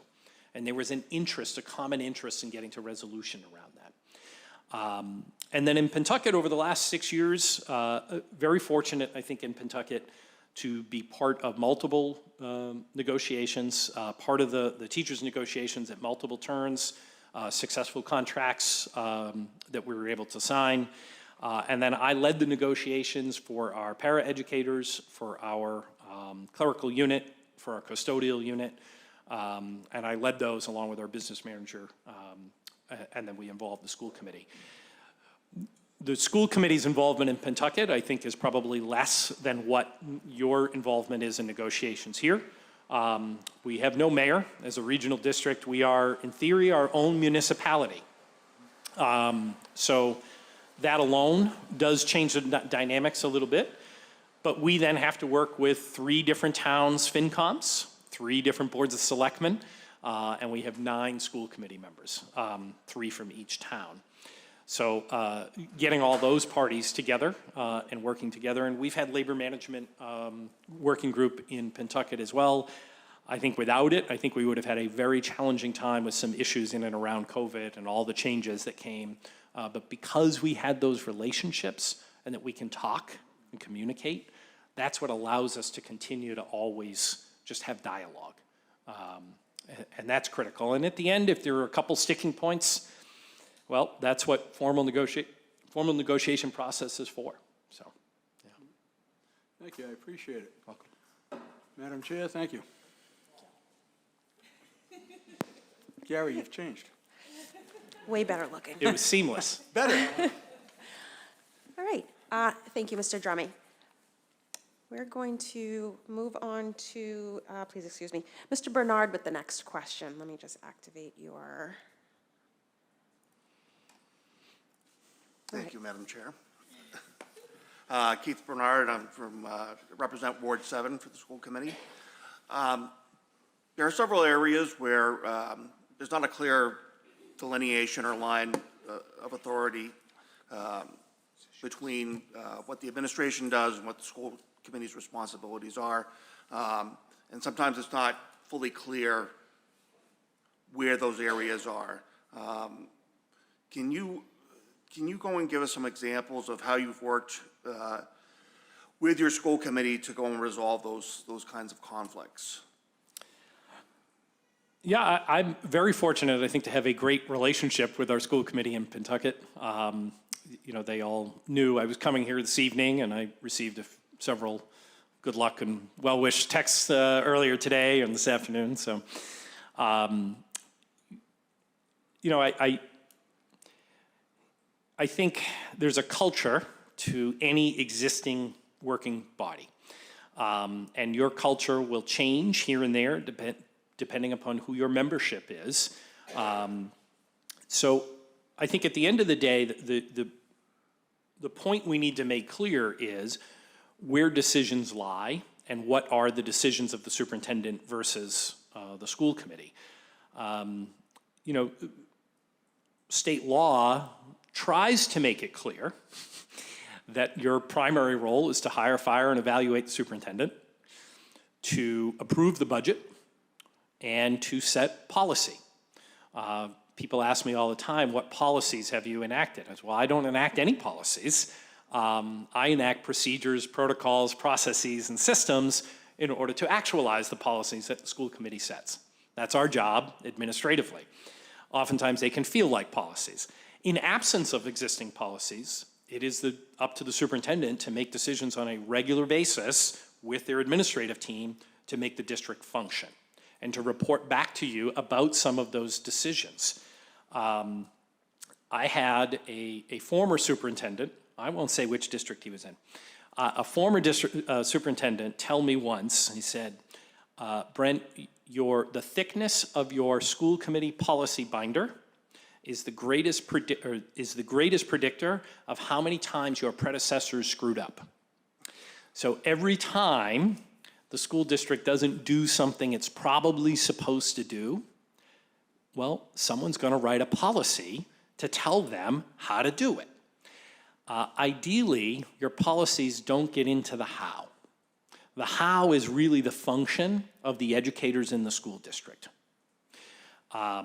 Ideally, you're looking at things, and there are plenty of policies you're required to have, and you're required to write. Ideally, you are looking to create policy that matches your goal objectives for the city and the district. And your policies are supportive of that. And that there's a trusting enough relationship that the superintendent and the administrative team can help carry those out in their schools and in the community. And that the teachers have the ability to understand that so that we have this communication. I spoke earlier at the community forum about something, Simon Sinek, who's a speaker, sort of a thinker. He uses a method with a bullseye. And the outer ring of, see, I do much better with visuals. So the outer ring of the bullseye is the what. And as educators, we have become really good at telling people what needs to happen. If it's a curriculum that needs to be, this is the curriculum that needs to be implemented. There is the how in the inner circle, which is more the details of support and all those structures and things. But at the heart of that is the why, and we're not always really good at the why. And ensuring that we are providing all three of those in any changes, anything we're doing, so that everyone understands why we are doing what we are doing. And I think that is often what it gets lost in initiatives, in policies, for instance. Everyone says, oh, there's a policy, we just have to do the policy. But why is the policy there? What is the intent of that policy? How can we achieve that policy? And why are we doing it? So, and in the end, it's still a matter of communication, but it's having that dialogue with all of you around what that looks like. I would have to become more familiar with your actual policies.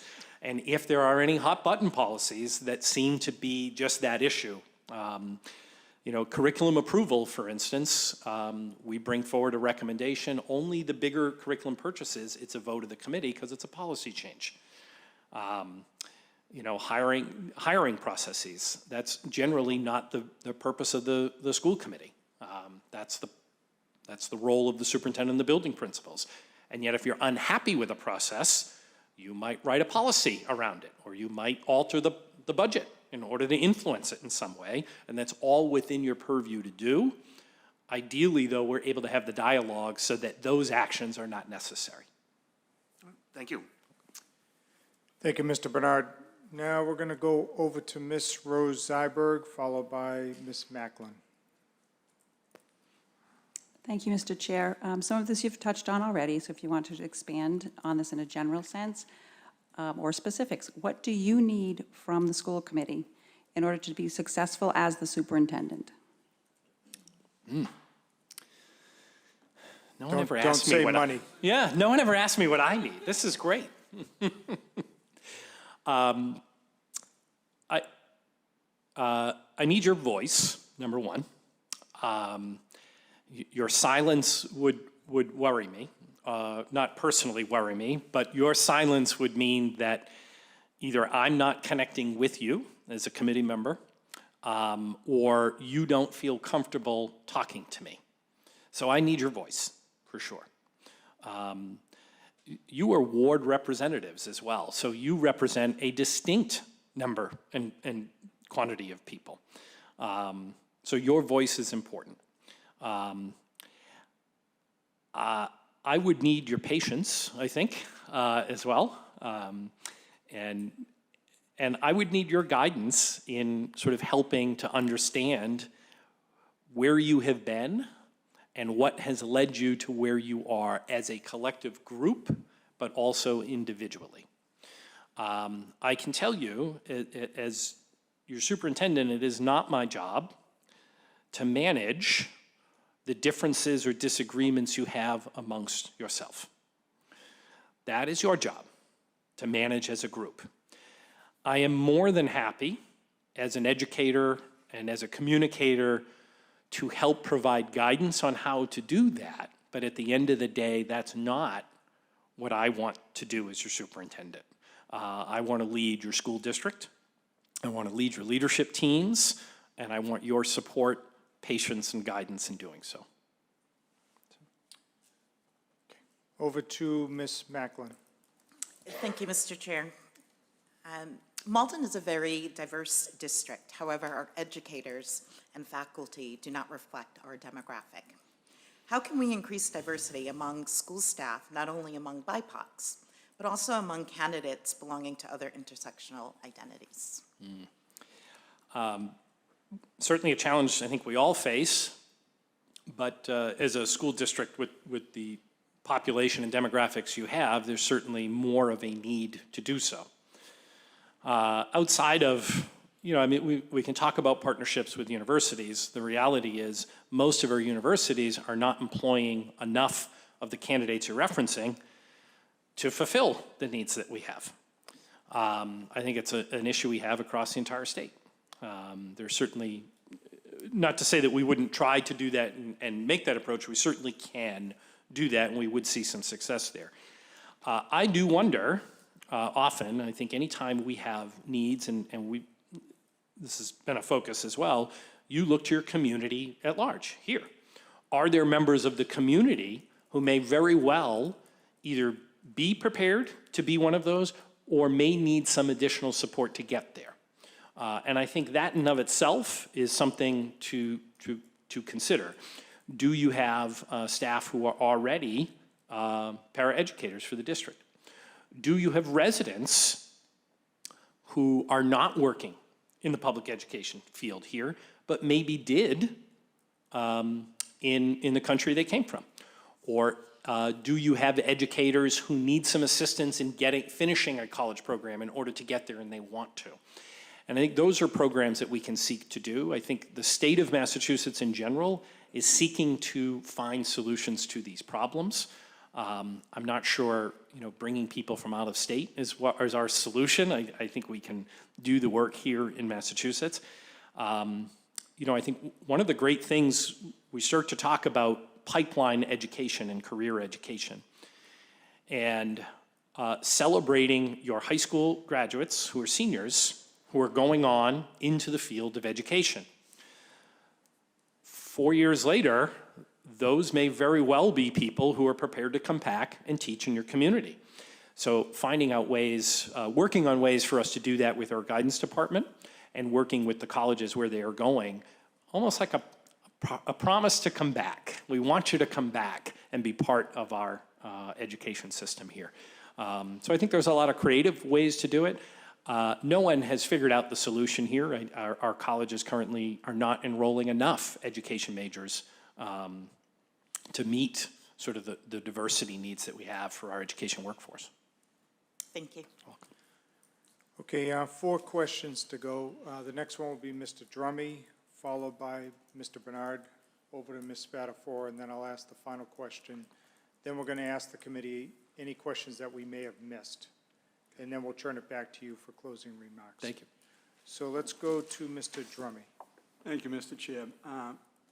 What would have been your experiences in helping to develop a budget for the district that you're in now? So we collaboratively developed the budget in Pentucket. I'm the assistant superintendent of pretty much everything. It's not just curriculum and instruction. I'm the assistant superintendent in charge of all the federal grants. I oversee curriculum instruction, human resources, the civil rights coordinator. So we do all of that, and I'm very much involved in all the negotiations and the calculations. We work with the business manager and the superintendent, and generally it's the 3 of us doing the majority of that work and involving our special ed director. So, and we develop that budget annually. We have switched. We have a new business manager this year, so we broke her in nice and early in October. Our budgets are always challenging, for sure, as a regional school district. So we've done some creative work. I think we were really thoughtful and careful. I managed the ESSER grants, for instance, very thoughtful and careful about how we utilize that money so that we were not facing a fiscal cliff as we fall off here. And as we, for instance, as we were spending that, most of it was on one-time expenditures that were not going to come back to bite us. Mm-hmm. We had a few personnel that we put on there that were either, as I like to think, we, myself and the superintendent, always have shovel-ready projects that we want to do. things that we know when we have a pot of money that is available for a limited amount of time, that we're able to leverage that and use it. We had several shovel-ready projects in 2020. And then as that money started to come in, and we recognized it was going to be 3 years, now's the time we can put a literacy coach and coordinator in. We didn't have that position. It was so desperately needed. I was doing all that work, and it was so desperately needed. And we knew that after 3 years, the money was gone, but that we would strategically, over 3 years, budget so that we could build that into the budget. And that's exactly what we did. Very similar approaches to how we do that. How do we build the district budget? Well, the budget should be a reflection of your goals as a school district. And where you spend your money is pretty much a statement around what you're valuing and where it is. So anytime you're developing a budget, obviously in working here in the city would be very different. We'd be working with the mayor's office and the CFO regarding the financials of it and the business office. We'd be doing multi-year salary projections as well, so we'd want to know where things were going to be, what we can afford. But then we also want to know the needs that we want to address. And I think you have to evaluate, are there current programs that have been going on that are not needed anymore or not getting the return that we might have expected? And does that make that money available? You work with principals around enrollment trends. Do you need 10 classes at this grade level, or do you need 11? Does it go down to 9? All of those things end up shifting money and moving it to places and priorities where you may need them. So there's no single way to do it. And I think the first year in the district doing it here would be really different than all the future years. I would be very much reliant on some other people in past history and trends, and then we'd have an opportunity to continue to evaluate. I think the last thing you could expect from me is to come in and say, well, we're not going to fund that, that, and that. We're going to do this, this, this instead. That would be a really bad idea of a superintendent in their first year. A really bad idea. So you should not expect that from me. So. Thank you. Thank you, Mr. Chairman. Thank you. Over to Mr. Bernard. Thank you, Mr. Chair. Can you give us some examples of how you've worked with community leaders to build support for your public schools? I'd say Melrose and Pentucket are two very, very different school districts. I think Melrose community is probably a little bit more similar to Malden, for instance. So in Melrose, you know, the building community support outside of the parent population. I mean, you can start with the parent population for sure. Sometimes it's simple things. My very, very first year as a principal there, that fall, we had an opportunity to write an article for the newspaper called Sitting In, like a guest journalist. And I wrote an article for the Melrose paper, Sitting In, and talked about the history that existed at Lincoln School and the connections to the community that existed. And I pulled upon some things about things that I learned. And all of this, actually, I did some cleanup that summer, and I pulled out different artifacts and things, and I wrote about it. I didn't write necessarily about our kids, but then connected it back to the students that we had and the opportunities in the history. Something as simple as that resonated with so many people in the community in a nostalgic way that it provided me an opportunity in future conversations. Years later, I would have people come up to me who I did not know and say, I remember that article you wrote. Mr. So-and-so was the principal when I was there in 1963, and that was the story and the dialogue would go that way. If you ever need anything from me, you let me know. And that's sort of how those conversations went. It was always remarkable how like those little things started to connect. And then at some point, we do start to call on people for some of those favors, right? And we do need some of those connections. And sometimes it's fundraising. Sometimes it's not. Sometimes it is literally connecting people to needs that we have. So I think connecting with the community is important, but building alliances. So for instance, you opened in Malden, you have the Cambridge Health Alliance that just opened here. Critically important to the city, critically important to the school district. It's going to serve a lot of our students and families who otherwise may not have had the same level of access to care.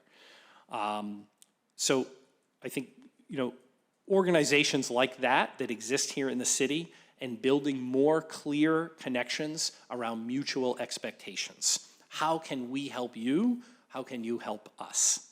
I think about in Melrose, we had built some connections with some of the therapeutic agencies who were able to send their clinicians in during the school day because the parents were not able to send kids to receive clinical support after school. They didn't have the means to do it. So their clinicians would come to our schools and we would absolutely give school day time. They would bill insurance and so forth. There was a way to do it. Not opposed to that if that's what, a mechanism. But that's a relationship, and it's something that where we have to be okay with them coming in and they have to be okay with it too. So those are relationships you build with some of your community organizations around the betterment of the services for kids. And I think those are important. And some of those are small private businesses, some of them are larger as well. So, Thank you. welcome. Thank you, Mr. Bernard. Now over to Ms. Spatafor. Thank you, Mr. Chair. Excuse me. Mr. Conway, we've talked about metrics and goals and evaluating. How do you determine the success of a district? And how would you define success over a short term or the long run? Well, there's no single metric. And if we try to distill it to a single metric, we're definitely going to be too linear, and we're going to leave a lot of students out. The common metric, the one that's in the newspapers, the one that everyone talks about is MCAS. I talk about it a lot. I'm the first one to say I do.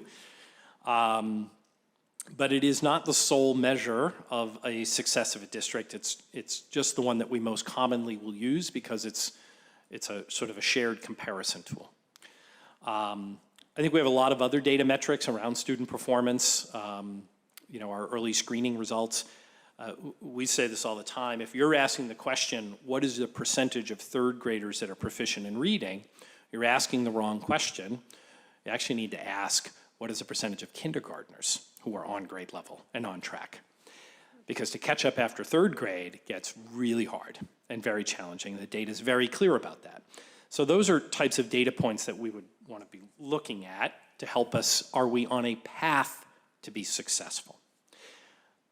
Graduation rates, attendance rates, but you also want to look at it from a point of growth. What are the metrics that we consider to be problematic, that are barriers to our students' success? And how can we simply improve those? What is the growth in those rates? I have no doubt that chronic absenteeism is a problem you face here in Malden. You probably faced that prior to COVID, but it's a lot worse since. The problem with chronic absenteeism is they are not just absent from school. These students are absent from life. How do we measure that? By simply coming to school? I don't think so. I think we have to measure that in other ways around how are we connecting our kids with our community? Are there success stories and ways to see success that are not measured in percentages? And I think there are, and there's lots of opportunities to do that. Some of it could be survey data, entrance and exit survey data. What are our high school graduates saying about their experiences here? And have those responses changed over the years? All of that's really critical information. What are our families saying about their experiences? And I think those are metrics of success. And at the same time, feeling some urgency to ensure that we are moving our students in the right direction, that they are making progress, and they are prepared to enter college or career when they leave here. Thank you. Welcome. Thank you, Ms. Spatafor.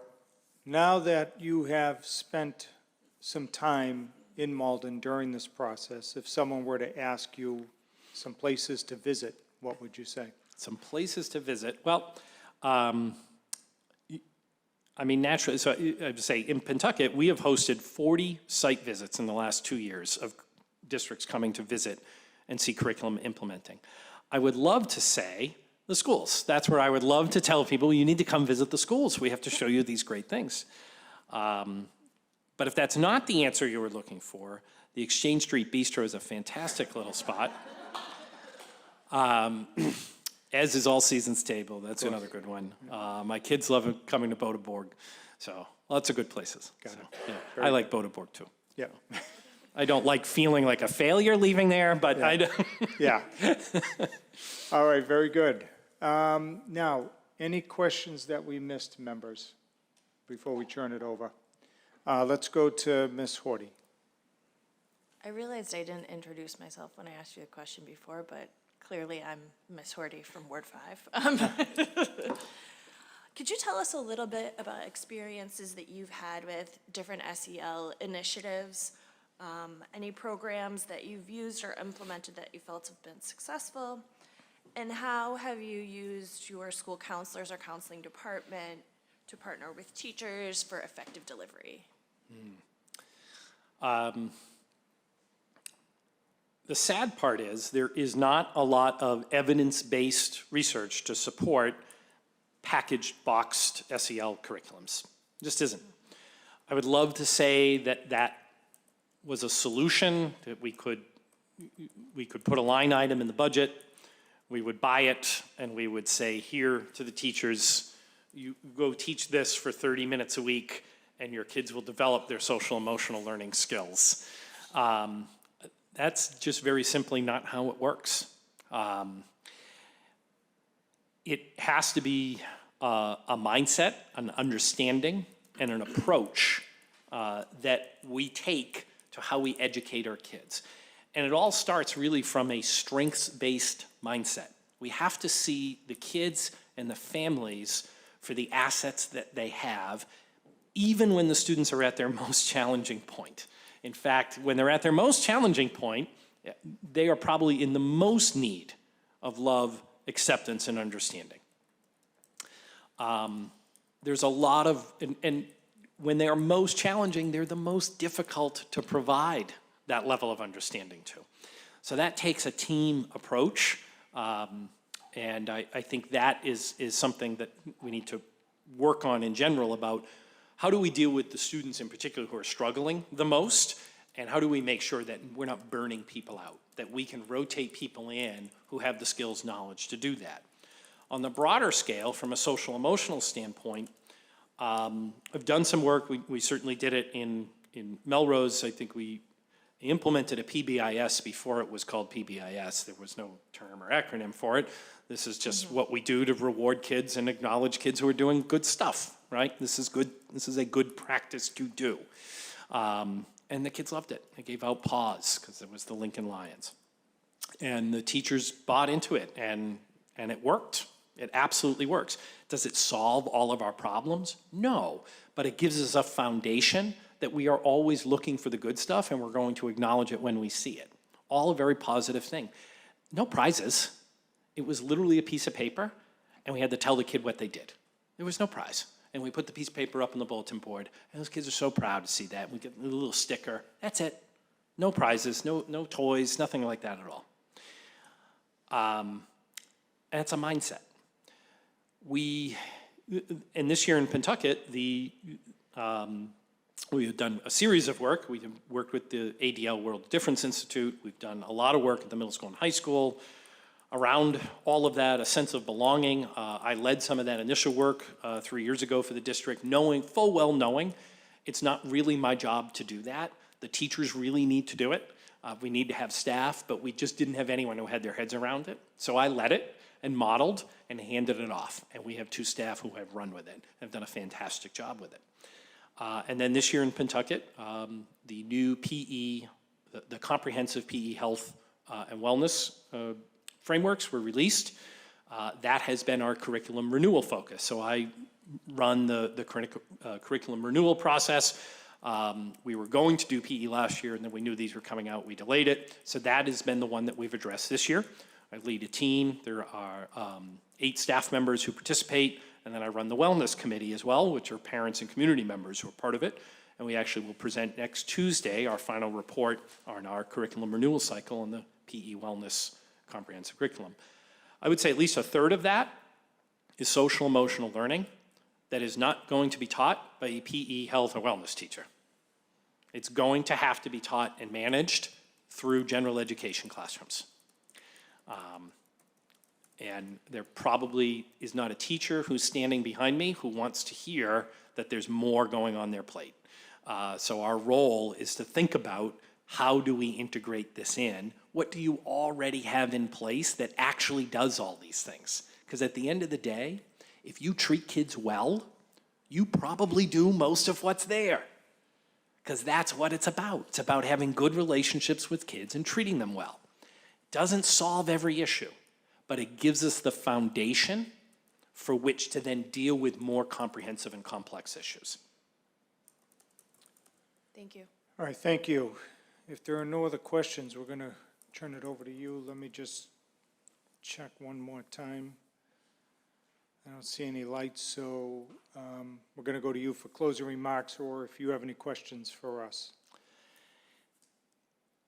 So I guess my main question, it's a broad one, is what are your goals for the school district in the city in the next 3 years?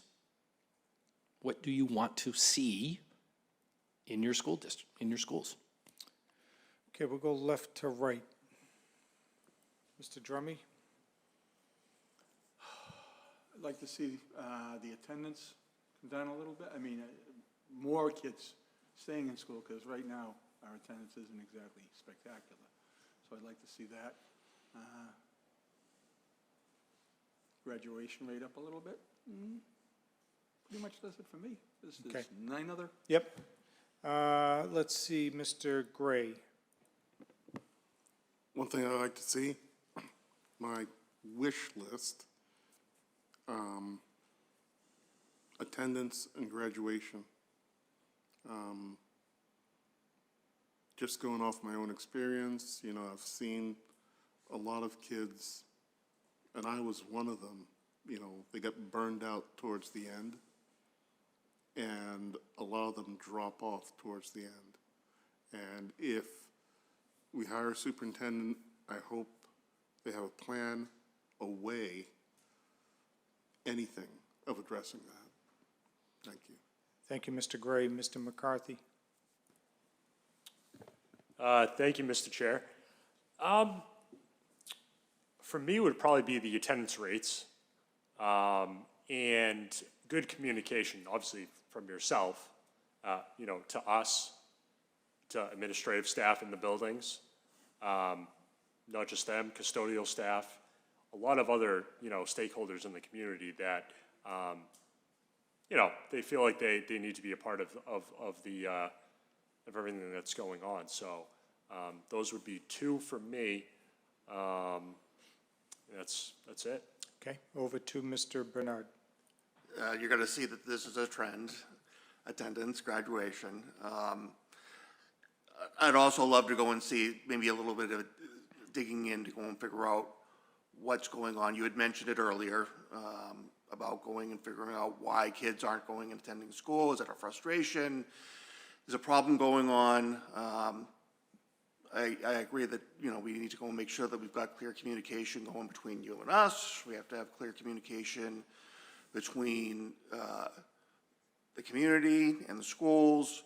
We certainly need to go and make sure that the teachers feel like they're going to be supported because they're the people that are down in the trenches every day. Our educational support professionals, I've got a lot of them that voted for me, and I want to make sure that they're going to be in, that they feel that they're going to get trusted and support, you know, because they do some very hard jobs.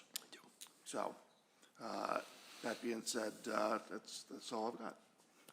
Thank you, Mr. Bernard. We'll work our way in, starting with Ms. Rose Zyberg. Thank you, Mr. Chair. For me, I will flip it up and say, as someone who does work in, and has worked with off and on in early education, I would love to see focus on our youngest learners. We do have our early learning center, and that's where they get their start. There's a lot of need there that needs to be addressed, because to get people off to a good start is extremely important. And I do believe that's a great testament to the city to have that.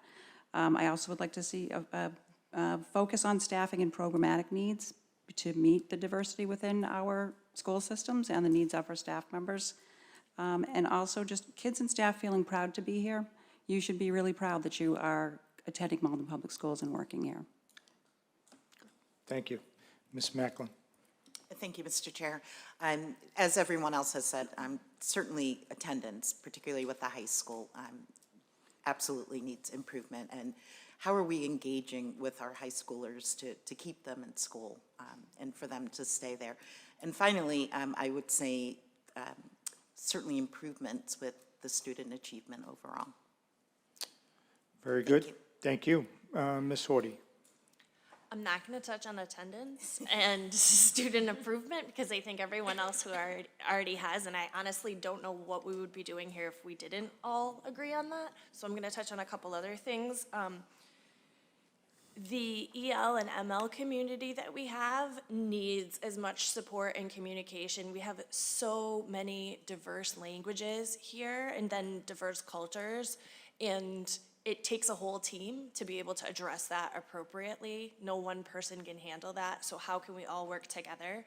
I like to see that grow, especially through, even just our registration department, just support that.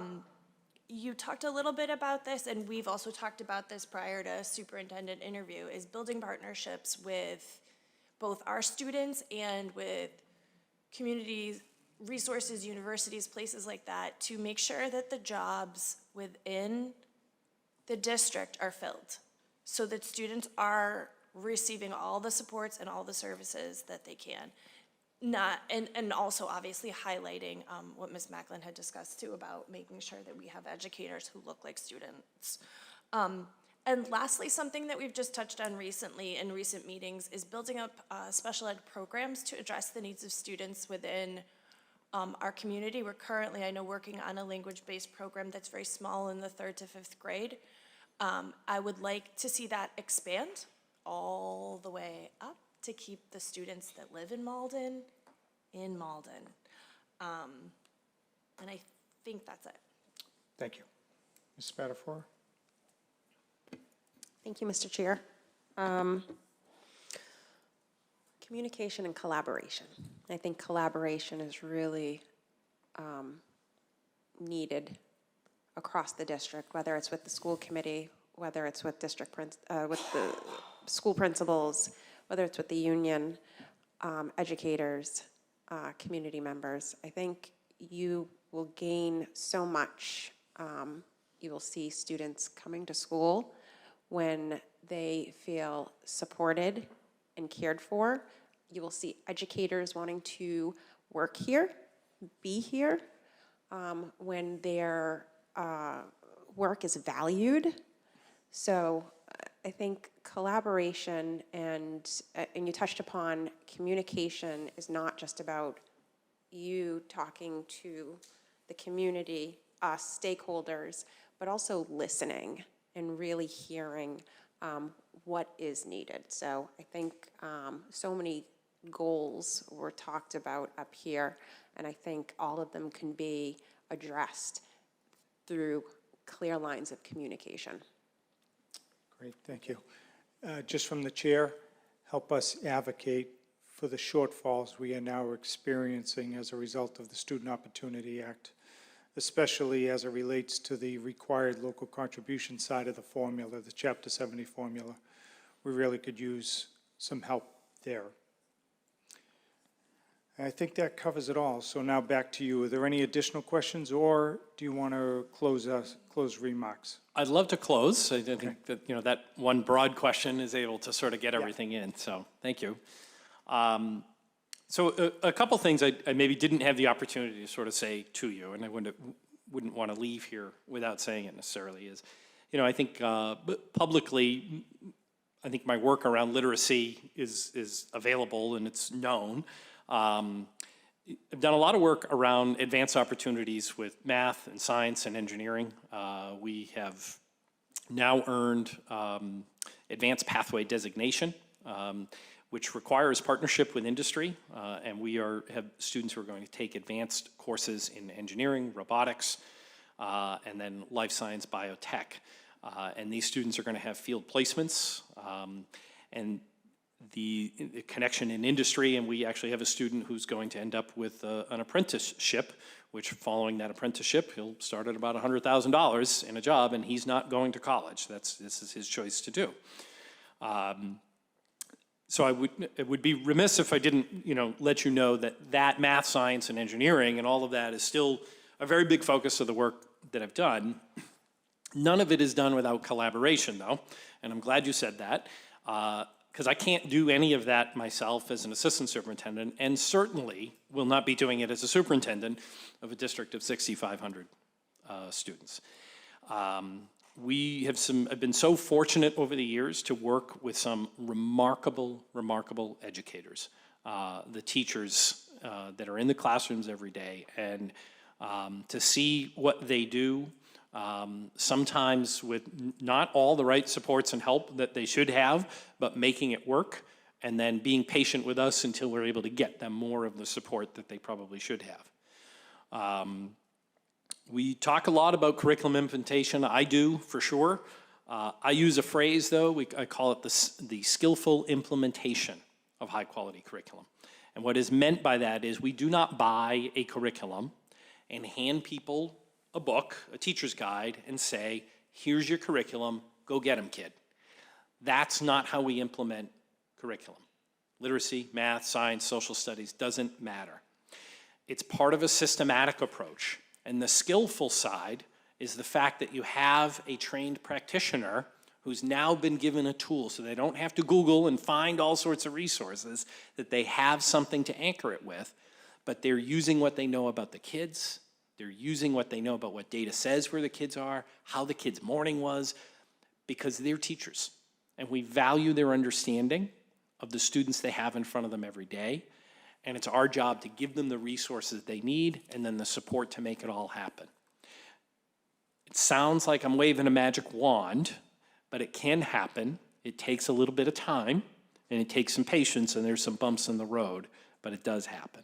So I thank you for the opportunity. It really was a pleasure to be here. And I wish you all the best of luck in the search. So thank you. Thank you. Right.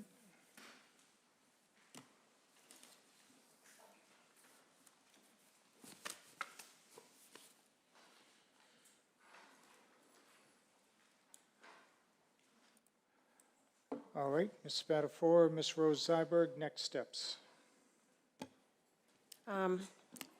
We will be back here Thursday. Same schedule that today followed, afternoon of meet and greets for the community, then followed by formal public interviews with the school committee starting at 6 p.m. Same format, interpreters, same line of questions. So then after that, I will be reaching out to committee members actually probably tomorrow, just to get your availability for deliberations next week.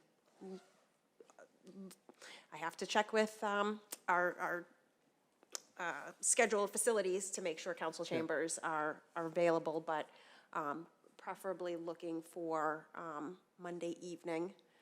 And that meeting would be a public meeting as well. We deliberate publicly, not in executive session. So just be on the lookout for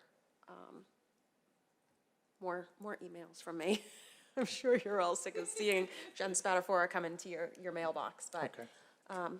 Those are the next steps. Any questions of the members? Do we adjourn? We are ready to Yeah. adjourn. We'll entertain a motion to adjourn. Mr. Drummy, seconded by Mr. Gray. All those in favor say aye. Aye. Anybody opposed? The ayes have it. The school committee is hereby adjourned.